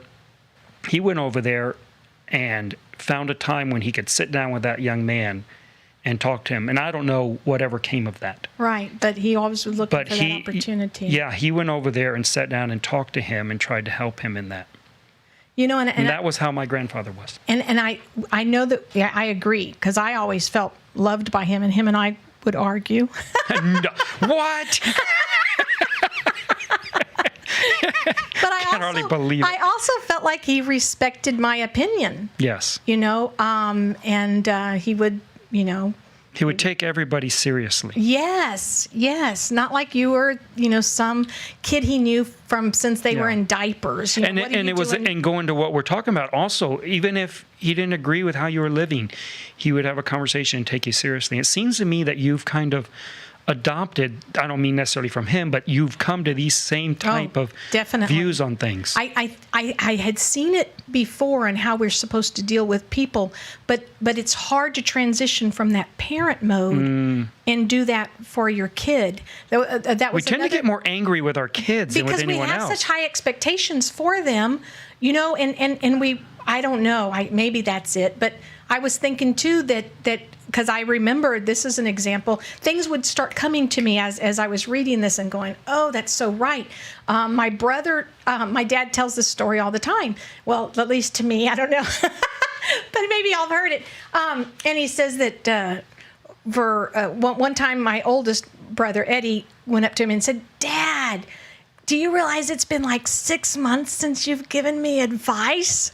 And Dad was like, oh, well, thank you, you know, and that hit me, you know, as I was looking through this, and then I remembered one of my favorite verses. I have always loved this verse, and it's where it says, if any man ask wisdom, you know, he will give it liberally and upbraideth not. Upbraideth not, yeah. And I was like, so many times when your kids ask you for wisdom, you've got to have this 5-point lecture, you know, or warning, you know, or, you know, you have asked this before. How many times are you going to learn, you know, that blah, blah, blah, blah, you know, or whatever. It seems like it was always added. I upbraided instead. I felt like I needed to, you know, I don't think they've learned this lesson. Oh, no, you know. Yeah. And so, because sometimes you think, oh, have I covered everything? You know, like when they go on, you know, a trip, okay, I don't think I remembered to tell them, you know, about whatever. Well, will they know how to change it? You know, I don't know, start a fire or whatever it is, you know, because I'll sit myself thinking, oh, there's just so much to teach them. Do they know this? And then I'll feel really bad if they're like, Mom, you knew this and you didn't tell me, you know, or so there was always, I think us as parents, we always add because we feel it's our responsibility. You know, okay, obviously they're asking this and I need to add these caveats. And he says he gives it liberally. And so then and then pairing that with the story that my dad had told, it was like, okay, I have to stop. Even if I see them doing something wrong, now that they're adults, I need to treat them as adults. They want our respect. And I should wait and unless they ask me for advice, I should not give it. Now, I know that hits a lot of people, really hard. And I'm not saying I'm perfect at that. I'm learning, No, it's real hard, right? It's very hard. I mean, I try to do that also with my kids who are all adults. Right. And I really do. I try not to meddle. I try not to comment on what their decisions are, their life is, and I don't know. Unless they ask. Do I do that, Nolan? How good am I at that? It's fine. I own him. He's my boss. I was going to say. Yeah, I'm his boss. His pastor is. He literally pays me. My whole lifestyle is based on him. So, am I the best father you've ever known? Be honest. I need an honest answer. No, but it's hard. I mean, you're just like very hard. Exactly. Yeah, you just want to say, "Why are you being so stupid?" Right, or please learn from me. Didn't I tell you? And I think going back to what you're saying, I think the reason we do it isn't even high expectations. I think we just don't want to see him hurt. Well, definitely. And that's why, you can't, if you're a doctor, you really can't operate it on your own children because you don't think clearly. You just like, right. Right? And yes. and it's just really, really hard to reach that. I think it's hard for them to receive it from us if we're, It is, and it's constantly. Yeah. And he even says, again, another verse, he says he's our counselor. You go to a counselor and you seek counsel. So I need to change my role. I need to make sure they know. And she even makes this another amazing comment that she says, they know what you believe, and once they turn a teenager, you really don't need to tell them anymore. In fact, just keep your mouth shut and listen. Now just be their sounding board. And I've found myself, they'll start to say something and I'm like, oh, I've got a story, whatever. No, she says, if you have a teenager right now that's wanting to talk to you, that is a gift. Yeah. Because so much of the time we are wanting to talk, and they're wanting to shut us out. But if we'll just be their sounding board, and that's very difficult to not, when they start to say something, to go, Yeah, no kidding. And just be their sounding board. And I know, y'all probably have experienced this too. Sometimes you're not wanting someone to solve the problem. You're just needing to think it through and speak it. And then all of a sudden you're like, now that makes sense. Almost nobody wants us to solve their problems. Right, that's Their wife doesn't want it. Your husband doesn't want it. Your boss doesn't want it. Your employee. Nobody. We all think that people want us to solve their problems. You know what I mean? They want us to hear them. That's right. They do want to be heard. They want to be heard, but they're not looking for anyone to solve their problem. But I say we. I'm talking about everybody, human beings. We think that what people are really, really wanting from us is to fix all their problems. Yeah, and it's not. No. Sadly not, because I could fix everybody's problems. I can't fix my own, but I could fix everyone else's. This has been great. Oh, okay. I'm so sad it's over because now Anna says it's been her favorite so far. Aww. Thankful for sharing. And so does John Castillo and Laura Daroff. Really? And then Mikayla. Aw, thank you, Mikayla. I love you. So we have 5 viewers today. Yeah, that's woohoo. Yeah, you brought us up 40% on our normal viewership. Thank you, guys. We're so glad you came on. I hope I don't have to beg you so much to come back on. I don't know that I'll have anything valuable. Oh, we'll find something. And I really do mean that you need to put this study together that you have been working on. And you need to teach this in church. Well, I hope you will do that. I'll consider that. You do consider that. I'm serious, though, about that. I really think it would be really good to put that together in an organized format where it could be taught, is what I mean. Okay. And set up and do some Sunday school teachings in the church over this. I think it would be... It's fascinating. And your approach to it is very unique. It is very unique because you have a personal interest in it, right? And you've lived it, which always makes teaching better. Right. And then you're a great teacher. Oh, wow. And so you should be doing it more. Thank you. To God be the glory. That was another thing. All these good works. But to Lynda be the work. Yes. Okay. Really, thank you for coming on. One of my best conversations I've had in a while. So it's so good. No, it is. It's been fantastic. And if we will be here next Saturday at 9 a.m., which is Independence Day. Yahoo! My favorite holiday. It's like the only holiday I really, really like is Independence Day. Very big on that. So we're going to have an Independence Day special. Don Kincaid, who was a corporal in the Marine Corps, your nephew. Yes. But Don Kincaid, who was a corporal in the Marine Corps, signed up just a couple days after 9/11 and eventually was deployed to Iraq and fought in the Battle of Fallujah. Iraq, I think, right? Yeah, I think it was Iraq. Anyways, he's going to come on, and we're going to have an Independence Day themed podcast. We're going to talk to him about his military service and a lot of other subjects also. Very, very intelligent man. He's my oldest friend. We've been friends. Oh, that's true. Yeah, we grew up. Yeah, we grew up in Mexico. So we've been friends with him since I was. I've been friends with him since I was like 10, maybe, or 11. Yeah, that's cool. Long time.